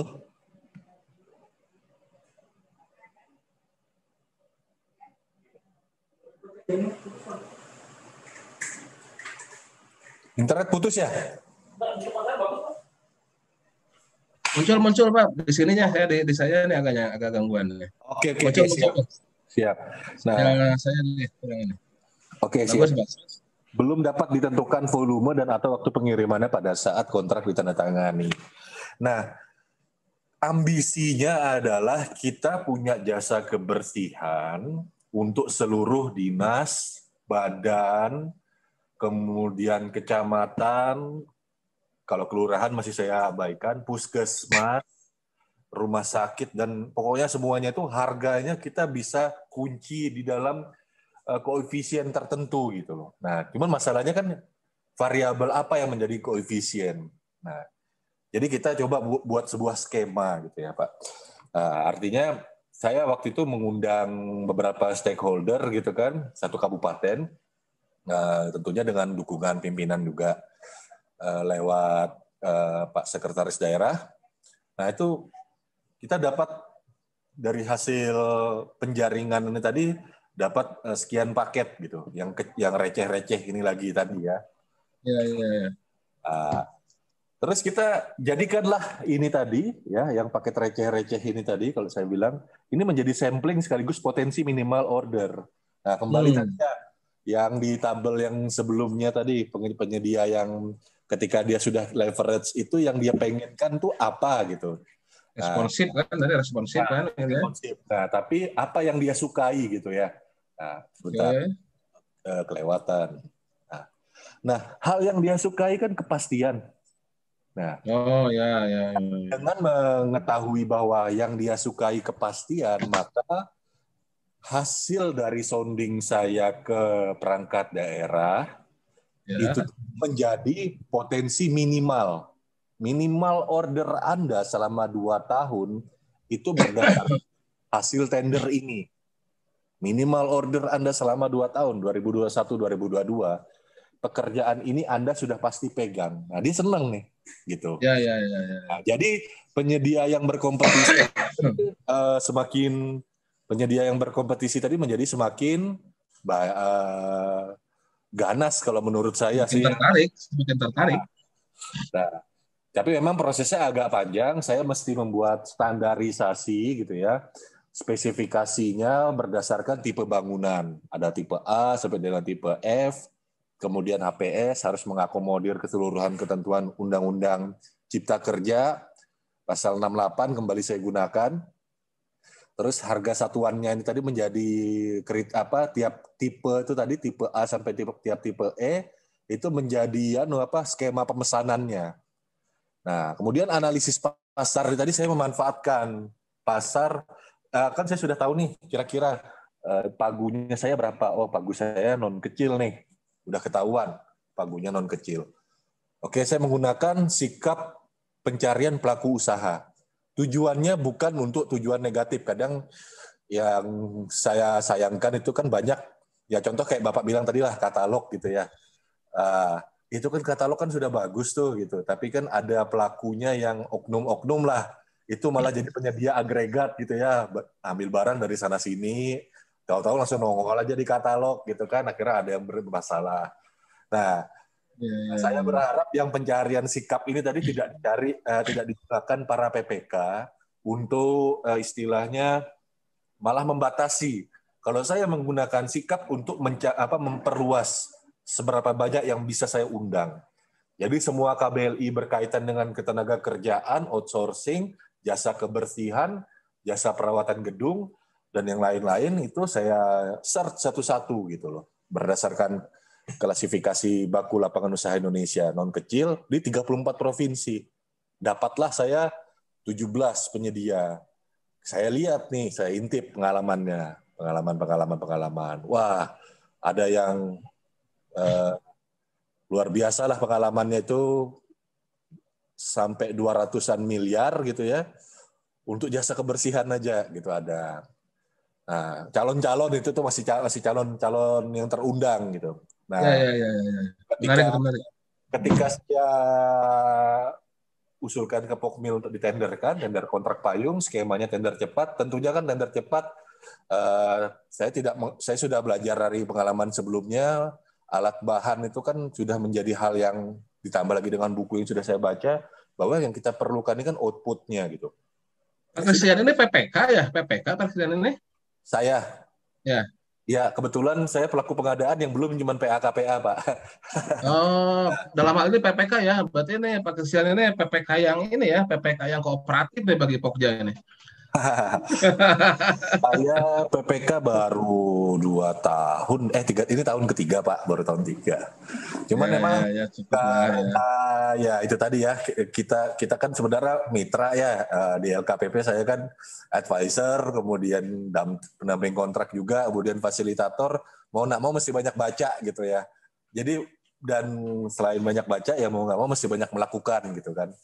Nah, jadi ya jangan sampai saya jadi fasilitator ngajarin idealismenya Perpres, tapi ternyata saya sendiri tidak bisa ngelaksanain. Nah, mantap. Jadi ya sudah kita konsolidasi, kita pakai kontrak payung. Kebetulan memang skema kontrak payung ini informasinya minim. Saya banyak belajar dari Mbak Eka Waraseno dari rumah sakit jantung harapan kita tuh gitu. Cuman kalau dia kan bahan habis pakai medis yang dikontrak payungkan. Nah, saya pelajarin. Saya coba konsolidasi, saya pakai, saya gunakan. Sempat ada kesalahpahaman, miskom gitu ya, bahwa 3,4 miliar ini tadi dianggap untuk 2021 dan 2022, sehingga hanya satu PPK penyedia yang nawar gitu. Karena dokumennya saya buat itu ketebelan Pak, karena kan tipe A, tipe B, sampai tipe F harus saya rincikan gitu loh standar layanannya. Nah, Sebentar. Saya tertarik ke spesifikasi tadi tuh. Dari A sampai F itu Pak Christian dapat dari mana tuh? A sampai F? Apakah ada standarisasi di industri cleaning service-nya atau masukan dari akademisi ataupun praktisi atau Pak Christian modifikasi sendiri itu bisa A sampai F itu? kombinasi Pak. Tapi nanti kita Oke. masuk ke situ. Kombinasi lah. Soalnya saya juga tertarik untuk ini Pak Christian sharing juga ke teman-teman itu terkait cara membuat spek. Cara membuat spek ya. Jadi bukan mereview produk. Saya nanti ingin sharing juga terkait bagaimana cara membuat spek yang baik. Misalkan spesifikasi komputer. Bukan masalah komputernya harus tipe ini, merek ini, itu mah unboxing itu mah ya. Unboxing itu. Tapi bagaimana kita bisa melihat kebutuhan gitu kan? Ini komputer itu kebutuhannya apa sih? Mungkin kan secara umum ini apakah server, apakah end user umum gitu ya, atau spesialis lah gitu misalkan ya. Gitu. Nah nanti kan oke kebanyakan kebanyakan untuk end user biasa lah, office perkantoran gitu. Nah nanti untuk office perkantoran apa saja sih ini yang harus kita lihat gitu kan? Nah nanti ujung-ujungnya membuat spek itu untuk komputer itu bagusnya kita menggunakan spek yang bagaimana nih? Apakah detail, apakah cukup fungsi, atau ya kombinasi. Nah, itu. Nah, barulah kalau memang mau ya kita cari yang mau endorse gitu kan. Harus di-cut itu.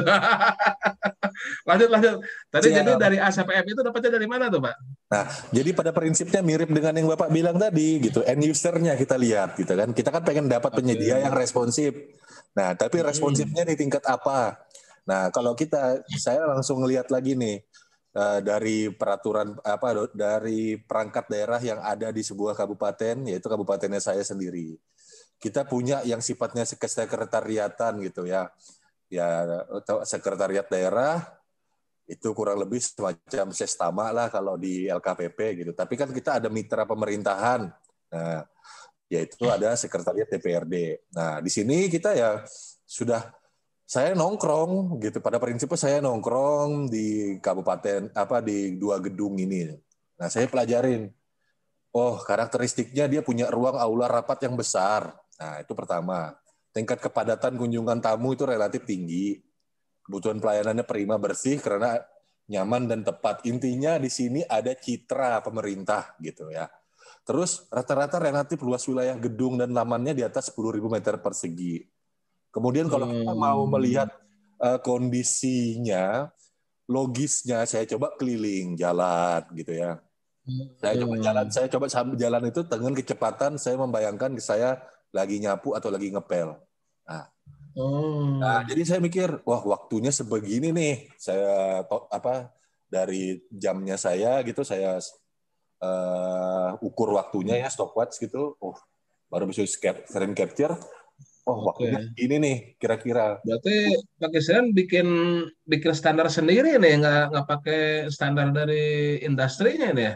Ada nanti untuk tingkat layanannya, tapi pada prinsipnya ini saya untuk gedungnya dulu gitu ya, kategori gedungnya tipe A. Di industrinya memang tidak ada standar gedung, nggak ada ya, standar gedung luas itu nggak ada. Cuman kalau yang dari tingkat jasanya, keluaran jasanya saya pakai SKKNI Kemenaker. Nah, tingkat level servisnya. Iya, apa tindakan yang harus dia lakukan gitu kan, pengetahuan dan sikap kerjanya. Itu dari SKKNI. Oke, berarti simpulannya Pak Christian ambil dari standar-standar yang sudah ada di industrinya. Ketika ada yang kurang, Pak Christian membuat sendiri gitu ya? Ya, sebagai bahan untuk spesifikasi. Nah, Oke, jadi lanjut Pak, itu nanti kita bahas detail di sharing spesifikasi itulah. siap. Ah, Oke. Terjawab ke- sudah. kemudian Pak, jadi tingkat layanannya itu tadi kita standarisasi. Nah, ini yang Ya, paling banyak tipe B tipe B. ya. Oke. Ini untuk dinas badan. Siap, Nah, clear. fungsinya pelayani urusan pemerintahan, kunjungan tamu Ya. relatif tinggi dan seterusnya. Tapi Oke. luas wilayah lebih kecil. Oke, jelas. PF Terus lah punya ya. Terus, oke, C, jelas D, sudah. E, dan Ya, F. clear. Nah, Oke. sudah kita rincikan sih Pak dari karakteristiknya bisa terbayang. Kebetulan dulu juga sebenarnya kan sebelum di pengadaan saya di eh, keuangan daerah termasuk di yang salah satunya adalah Oh, pendapatan daerah. Nah, oke. saya itu kan pasti keliling tiap kecamatan. Jadi saya tahu Oke. bayangannya saya untuk kantor tiap kecamatan itu seperti apa. Nah, jadi ada Nah, sebentar. Menarik nih. Satu hal lagi yang menarik. Tadi kan spek udah selesai clear ya. A hmm, sampai F udah clear. Nah, ini menentukan harga satuan ini nih. Pak Christian, gimana metodologinya ini? Dari nah, spek A sampai F ini bisa muncul ini masing-masing harga satuan sekian. Itu metodologinya gimana nih dapat ini? jadi gini Menarik Pak, nih. Umum. Simple saja sih Pak kalau saya karena tadi ya kita membuat sebuah standar layanan. Nah, standar layanan itu tadi uh, atau gini aja deh, saya langsung buka saja apa standar layanan itu tadi ada manajemen fee-nya, manajemen activity-nya, Ya, yang umum yang aja, yang umum nggak apa-apa, umum aja. Nanti detailnya ini umum aja gimana? manajemen activity yang diganjar dengan manajemen fee. Nah, Oke, oke, kemudian ada wagging-nya ya, pengupahannya. Nah, kalau oke, pengupahan oke. kita simplifikasi saja gitu loh, bahwa ya sesuai standar BPJS ketenagakerjaan jaminan semua terpenuhi, kita bahkan dikasih tambah insentif. Dah. Oke. Nah, terus kan bisa ketahuan nih minimal berdasarkan pengalaman saya belusukan tadi keliling Ya, ya. Berapa minimal jumlah pekerjaannya. Nah, habis itu ya sudah manajemen fee membayangkan nih gitu ya, membayangkan. Ya saya menggunakan pendekatan rasional saja gitu. Ya manajemen fee aktivitas manajemen dari kantor yang ada dari kantor pengelola ya, dari vendor ya, itu paling enggak yang ya. wajarnya berapa sih gitu loh. Nah, terus profit bagi pemegang saham gitu. Nah, Ya, itu ya, berapa yang mereka ya, kira-kira ya, membuat mereka ya saya ya. buatnya yang ya tadi ya kita mau menggeser kurva apa di matriks kuadrannya Kraljic itu tadi ya kita Ya. tetapkan aja lah setinggi mungkin gitu loh. Nah, Oke. semampunya pagu lah gitu ya. Oke. Nah, Sebentar, ini satuannya kan rupiah per meter persegi nih. bukan Pak, satuannya sangat fleksibel. Nanti setelah ini kita bahas nih. Ini 2744 itu per apa ini rupiah ini? Nah, iya ini nanti setelah ini kita bahas Pak. Oke, Jadi, oke, oke, oke, oke, jadi oke. karena kan kita menggunakan kontrak payung yang sifatnya belum bisa dipakai, Oke. tidak dia sudah ada minimum pemakaian, tapi baru digunakan di kemungkinan di APBD 2021, perubahan 2021, APBD 2022, perubahan 2022. Nah, saya berikan contoh, misalkan Dinas Pekerjaan Umum dia perlunya 4 bulan jasanya karena di APBDP kuartal terakhir ya. Kemudian dalam 4 bulan itu tadi dia sudah menghitung luas wilayahnya 3.000 meter persegi, kemudian total pekerjanya 5 orang. Nah udah, ini menjadi karena dia dinas tadi dia masuk dalam tipe B. Kemudian HPS-nya PPK pengguna jasa, kalau saya kan PPK konsolidatornya, PPK pengguna jasanya tinggal susun berdasarkan kontrak payung. Nah, nanti jadi contohnya begini. Nah, total pekerjanya misalkan dia butuh 5 orang, durasinya 3.000 meter persegi, maka volumenya 60.000. Satuannya apa? Satuannya 60.000, 5 pekerja, 4 bulan, 3.000 meter persegi. Jadi sangat custom gitu loh Pak. Sebentar. Saya belum nangkap nih. Iya Pak, siap. Belum nangkap, sebentar. Siap. Udah apa? Karena dalam pikiran saya rupiah itu per meter biasanya. Ini per meter Ah, persegi. Ini 5 pekerja, durasi 4 bulan, wilayah pekerjaan 3.000. Dapat 60 itu dikalikan ya, 5 kali 4 kali 3.000, 60 volume. betul. Volumenya tapi nggak tahu satuan apa nih, kan 60.000 aja nih. Ya, Terus satuannya jadi 5 pekerja per 4 bulan per 3.000 meter persegi. ya. Ini Itu banyak per ini gimana nih? Coba itu jelasin ulang deh. pertimbangannya adalah fleksibilitas tingkat layanan, Pak. Jadi begini, kadang Disduk Capil akan berbeda kebutuhannya dengan Dinas Pekerjaan Umum. Orang kan kalau ke Dinas Pekerjaan Umum mungkin cuma ngurus yang datang paling cuma konsultan perancang, konsultan pengawas, kontraktor. Tapi kalau ke Disduk Capil itu seluruh lapisan masyarakat. Jadi misalkan sama-sama 3.000 meter persegi, tapi mungkin kalau Disduk Capil kebutuhannya total pekerjanya 10 orang. Bisa jadi, ya Oke, kan? oke. Nah, Nah ini maksud saya, ini 5 pekerja per 4 bulan per 3 meter, per 3.000 meter persegi itu berapa rupiahnya ini? nah, ini dia berikutnya. Nah, jadi Oh, oh siap. Oh, ya ya. tipe B. Eh, Tipe B aduh, itu tadi sudah dikunci di kontrak payungnya. Harganya 895,10 per satuan yang unik ini tadi ya, satuan yang fleksibel ini tadi. Nah, jadi 60.000 kalikan 895,10 dapatlah angka 53.706.000 ditambah PPN 10%, maka menjadi 59.076.600. Gitu, Pak. oh, ini bisa jadi dipatenkan ini teori Kristen ini, Pak Kristian ini. Betul. Ada teori Kristen. Ini ada teori Kristian ini, teori Kristen ini, teori Sebenarnya Kristen bebas. sebenarnya bukan teori sih, Pak. Cuman maksudnya kita memudahkan fleksibilitas. Sebenarnya kan saya belajar dari LKPP juga, Pak. Bahwa bahwa kita menggunakan katalog itu kan sangat nyaman, Pak.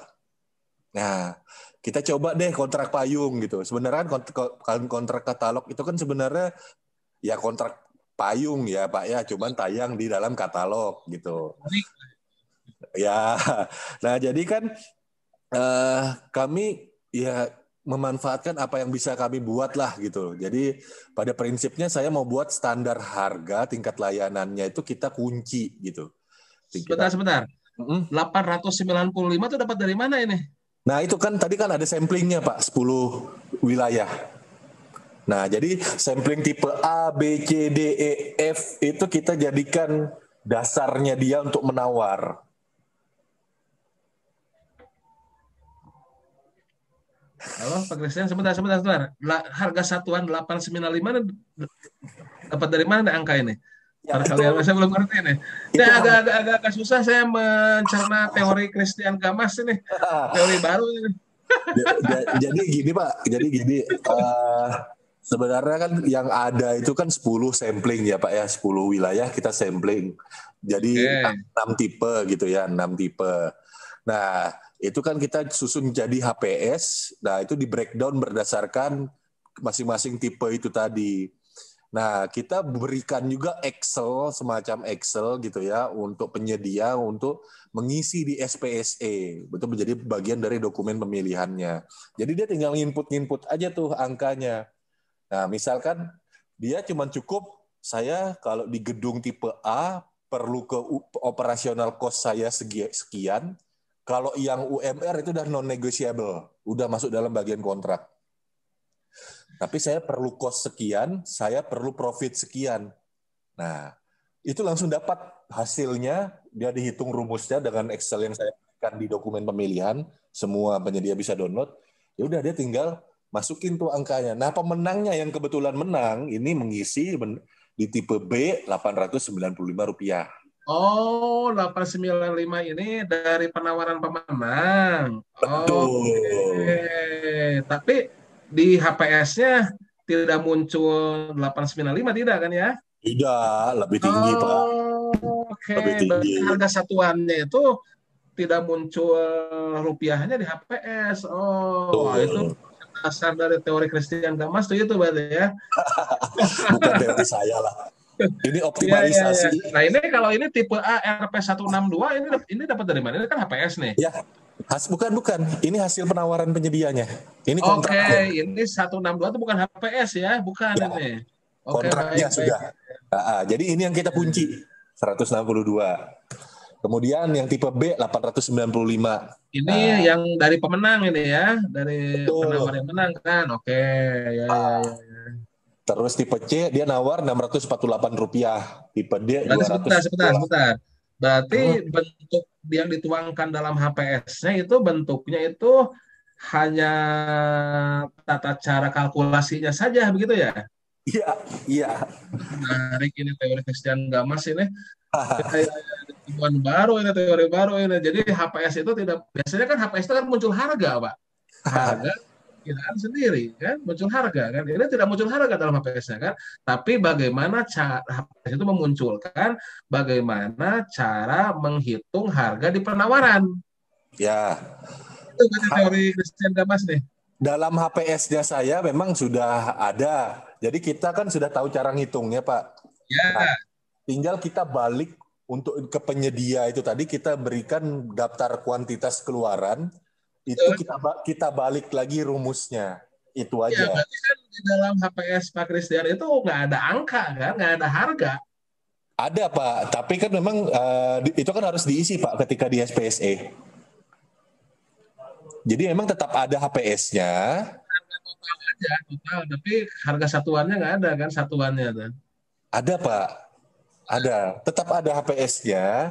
Nah, cuman memang kita kunci masukkan dalam SPSE-nya gitu. Iya, Total iya, iya, HPS-nya iya. muncul, total HPS-nya tetap muncul gitu. Totalnya, ya, ya, ya. Tapi rinciannya tetap kan kita harus sembunyikan, Pak. Rinciannya hanya beberapa yang dikunci gitu kan ya. Ya, Kemudian yang rincian yang lainnya dalam dalam HPS itu diberikan bagaimana cara menghitungnya Excel-nya gitu ya. ya kita Oke, balik ke wah rumusnya. itulah teori Christian Gamas itu gitu ya. Ya. Lanjut, lanjut, lanjut Christian, ya, ya, Ya, ya, bagus, bagus, menarik ini. jadi ya sampai tipe F itu sudah dia tawar semua, itu kita kunci 2 tahun, udah berkontrak gitu ya. Nah, jadi ya udah total caranya ya sudah dia tinggal mengisi pemesanan. Nah, terus kan pengendalian kontraknya dari PPK konsolidator ada, pengendalian kontrak dari PPK pengguna jasa itu ada. Saya menggunakan akun PPK konsolidator untuk mengupload transaksi-transaksi yang dipusatkan di UKPBJ dari perangkat daerah, dari pengguna jasa. Kemudian dari PPK pengguna jasa mencatatnya sebagai non transaksional. Nah, jadi dia tetap ngupdate sehingga nanti di LKPP itu kelihatan apa spendingnya gitu. Saya nggak mau jangan sampai ini langsung liar lepas gitu aja, makanya Ya, ya. kita dalam kontrak payungnya sudah strict bahwa PPK kasa itu harus lewat PPK konsolidator. Nah, dan kemudian kita ngunci ini agak, tapi prinsipnya saya itu karena tidak mengandung unsur kerugian negara, ya sudah kita payungi kontrak ini tadi dengan pagu minimalnya. Bukan nilai kontrak loh, Pak. Dengan pagu minimalnya. Bukan pakai total bukan pakai nilai kontrak gitu loh. Ya, Nah, ya, ya.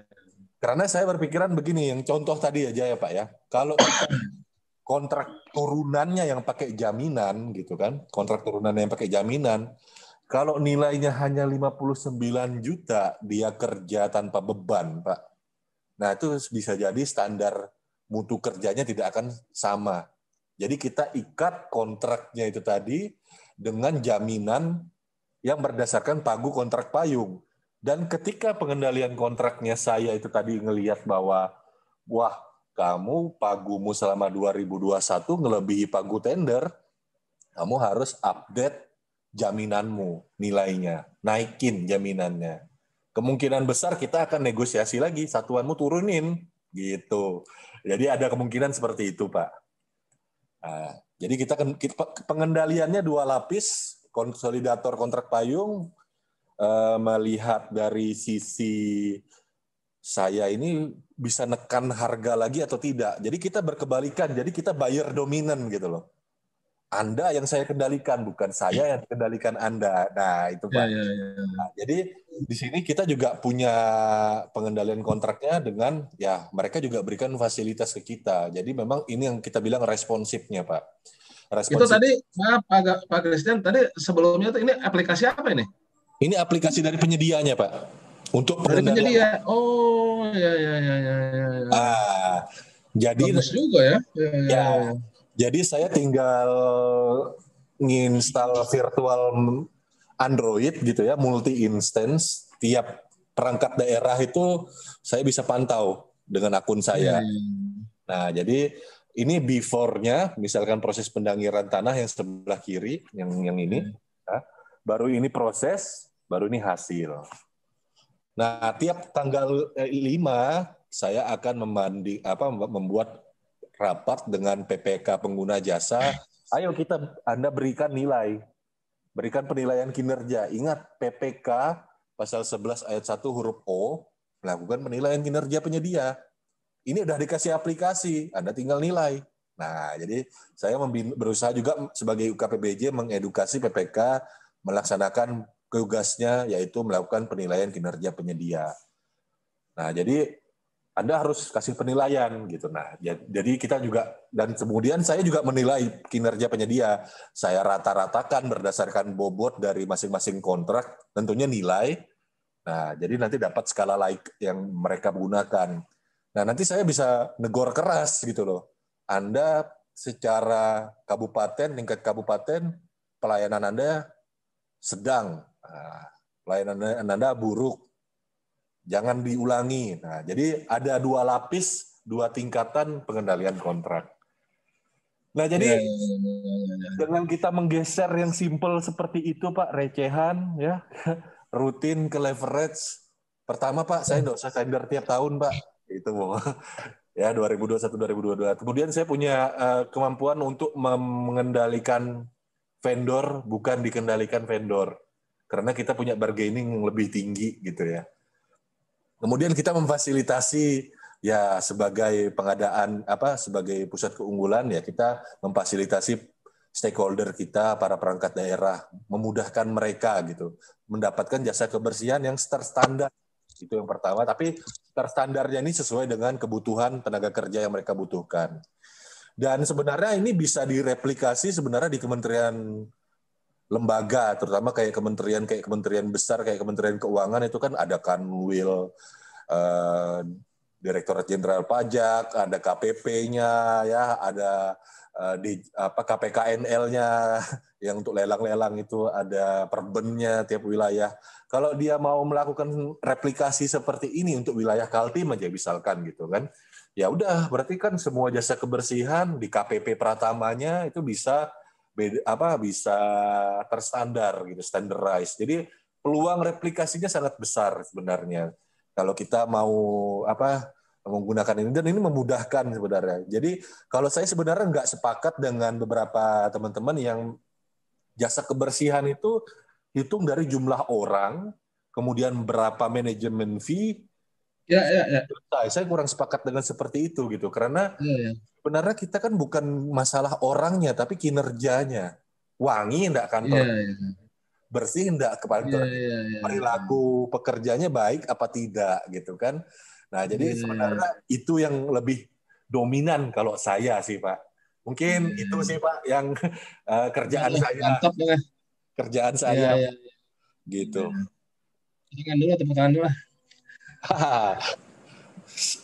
Saya ya Pak Christian terima kasih mantap berpengadaannya ini udah Pak Christian nih penyedia jasa kebersihan dari mana nih saking jagonya udah kayak penyedia jasa kebersihan ini jadi nggak lah Pak PPK murni tapi tadi menarik Pak ngomong-ngomong penyedia jasa kebersihan gitu ya ketika kita ini kan menggunakan tender cepat Pak ya yang menarik itu dari penyedia yang rumah sakit dekat kantor Bapak nih di Rasuna Said itu ikutan nawar sampai 10 kali loh reverse auction-nya.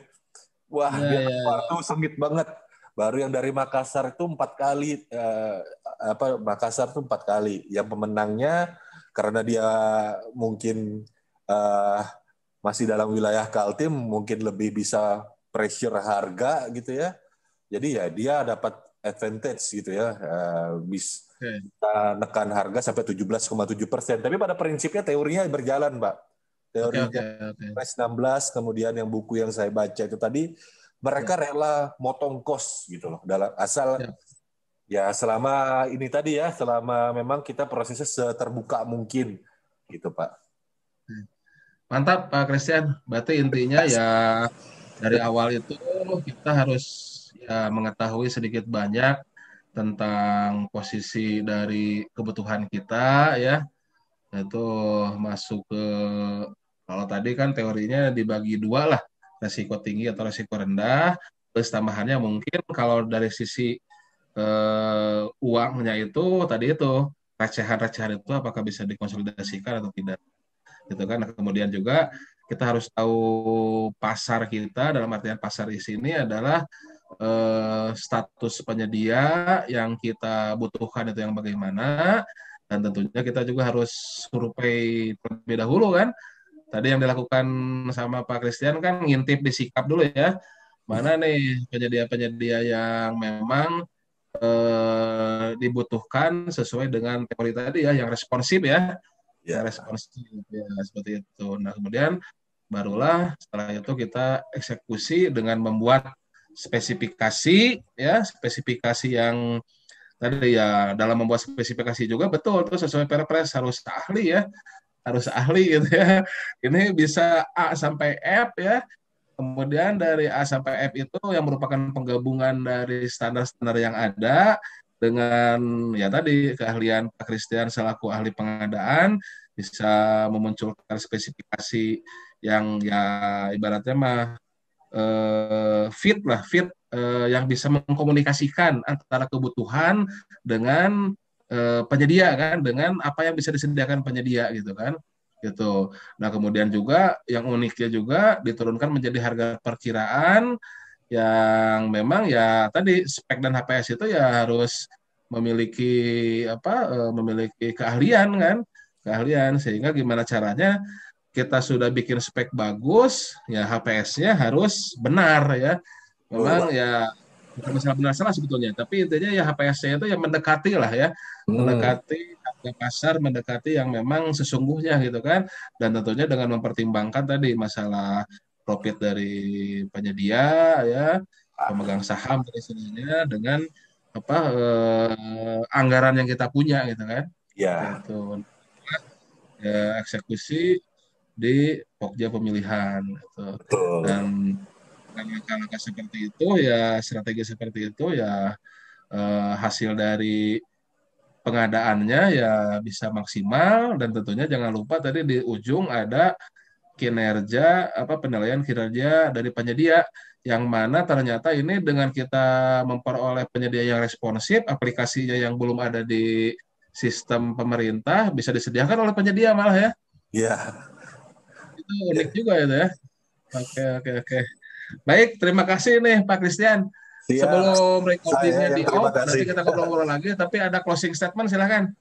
Ada closing Ah, statement sebelum kita matikan rekamannya, terus kita sedikit lagi ngobrol lah. siap. Jadi Closing statement begini. dulu, silakan. Baik, terima kasih Pak Heldi. Wah, ini sebuah kehormatan sebenarnya bisa muncul di channel YouTube-nya Pak Heldi sebenarnya gitu ya. Eh, Berkaitan dengan pengadaan barang jasa pemerintah, sebenarnya kalau saya berpikir bahwa kita magnitusi kebutuhan itu kan selalu naik, tapi anggaran kita naiknya itu bisa nggak sebanding gitu. Nah, sekarang permasalahannya adalah bukan masalah dari anggaran itu uangnya ada atau tidak. Tapi apakah kita sudah mengoptimalkan pengadaan kita dengan kebutuhan? Oh, Nah, sebentar. Kalau kalau Kutai mah kaya, Pak. Kalau Kutai mah kaya. eh Kutai besar. nanti dulu Pak, Kutai ada 3. Kami yang nggak punya migas. Nah, kalau yang nggak punya Ya, migas, ya, ya. yang nggak punya migas ini, ya mohon maaf gitu ya. Jadi pada prinsipnya memang kalau kita bilang ya setiap anggaran pemerintah daerah, kalau kita lihat kabupaten ya Kutai Barat gitu ya, rata-rata Kutai Timur, Kutai Kartanegara bisa sekian miliar, sekian triliun gitu ya. Cuman kan perlu dilihat lagi luas wilayah Pak gitu ya. Nah kadang-kadang hal ini yang di atas kertas tidak kelihatan karena statusnya cuma kabupaten. Kabupaten kan biasanya cuma kelihatan jumlah penduduk. Padahal luas wilayah kami 3 kali lipat dari Pulau Bali gitu ya. Nah jadi kadang uang ini kalau kita mau ngomong optimalisasi gitu ya, kita mau membangun semua wilayah kawasan kita, biar bagaimanapun NKRI kan harga mati nih. Nah Undang-Undang dasar kita Pancasila, dasar negara kita Pancasila ya keadilan sosial bagi seluruh rakyat Indonesia. Nah itu kan cara mencapai hal tersebut itu ya kita gimana nih dengan duit terbatas gitu. Nah sekarang pertanyaannya duit kita ini betul-betul terbatas, jangan-jangan belum dioptimalkan atau jangan-jangan kita belanja masih banyak karena seperti lagu Doraemon gitu ya, aku ingin begini, ingin begitu, bukan kebutuhannya gitu ya Pak Heldi ya. Nah, sekarang jadi yang penting itu adalah meningkatkan kualitas kebutuhan. Kualitas perencanaan yang di dalam perencanaan ada identifikasi kebutuhan.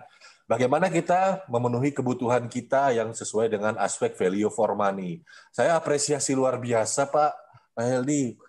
Bagi saya yang memang newbie di pengadaan, belajar Perpres 54 dengan Perpres 16, saya sangat lebih mudah dengan Perpres 16 gitu. Malah sebenarnya kalau bisa yang dirubah ini gitu ya, itu cukup cuman segmentasi aja gitu, yang lain jangan dirubah gitu ya. Karena sudah cantik banget perpresnya gitu. Jadi menurut saya sangat mudah. Kita tinggal ya ilmu manajemennya nih, aspek kualitas, jumlah, waktu, biaya, lokasi, penyedia itu tepat sesuai dengan kebutuhan. Demikian Pak Heldi, closing statement dari saya. Kalau kita sudah bicara manajemen ya sudah, itu kita tinggal berstrategi saja. Peraturan menjadi rambu-rambu. Nah, jangan dilanggar, itu pasti. Tinggal kita optimalkan dari sisi manajemen. Ya kalau untuk kebersihan ya kita melihat ya sesuaikan dengan kebutuhan. Kalau yang untuk konstruksi ya kita tinggal ngacu kiblatnya ke peraturan atau ahli-ahli di konstruksi. Demikian Pak, terima kasih banyak. Oke, terima kasih Pak Christian. Kita tutup ya. Siap. Oke, terima kasih sekali lagi Pak Christian. Terima kasih teman-teman semua. Kita tutup.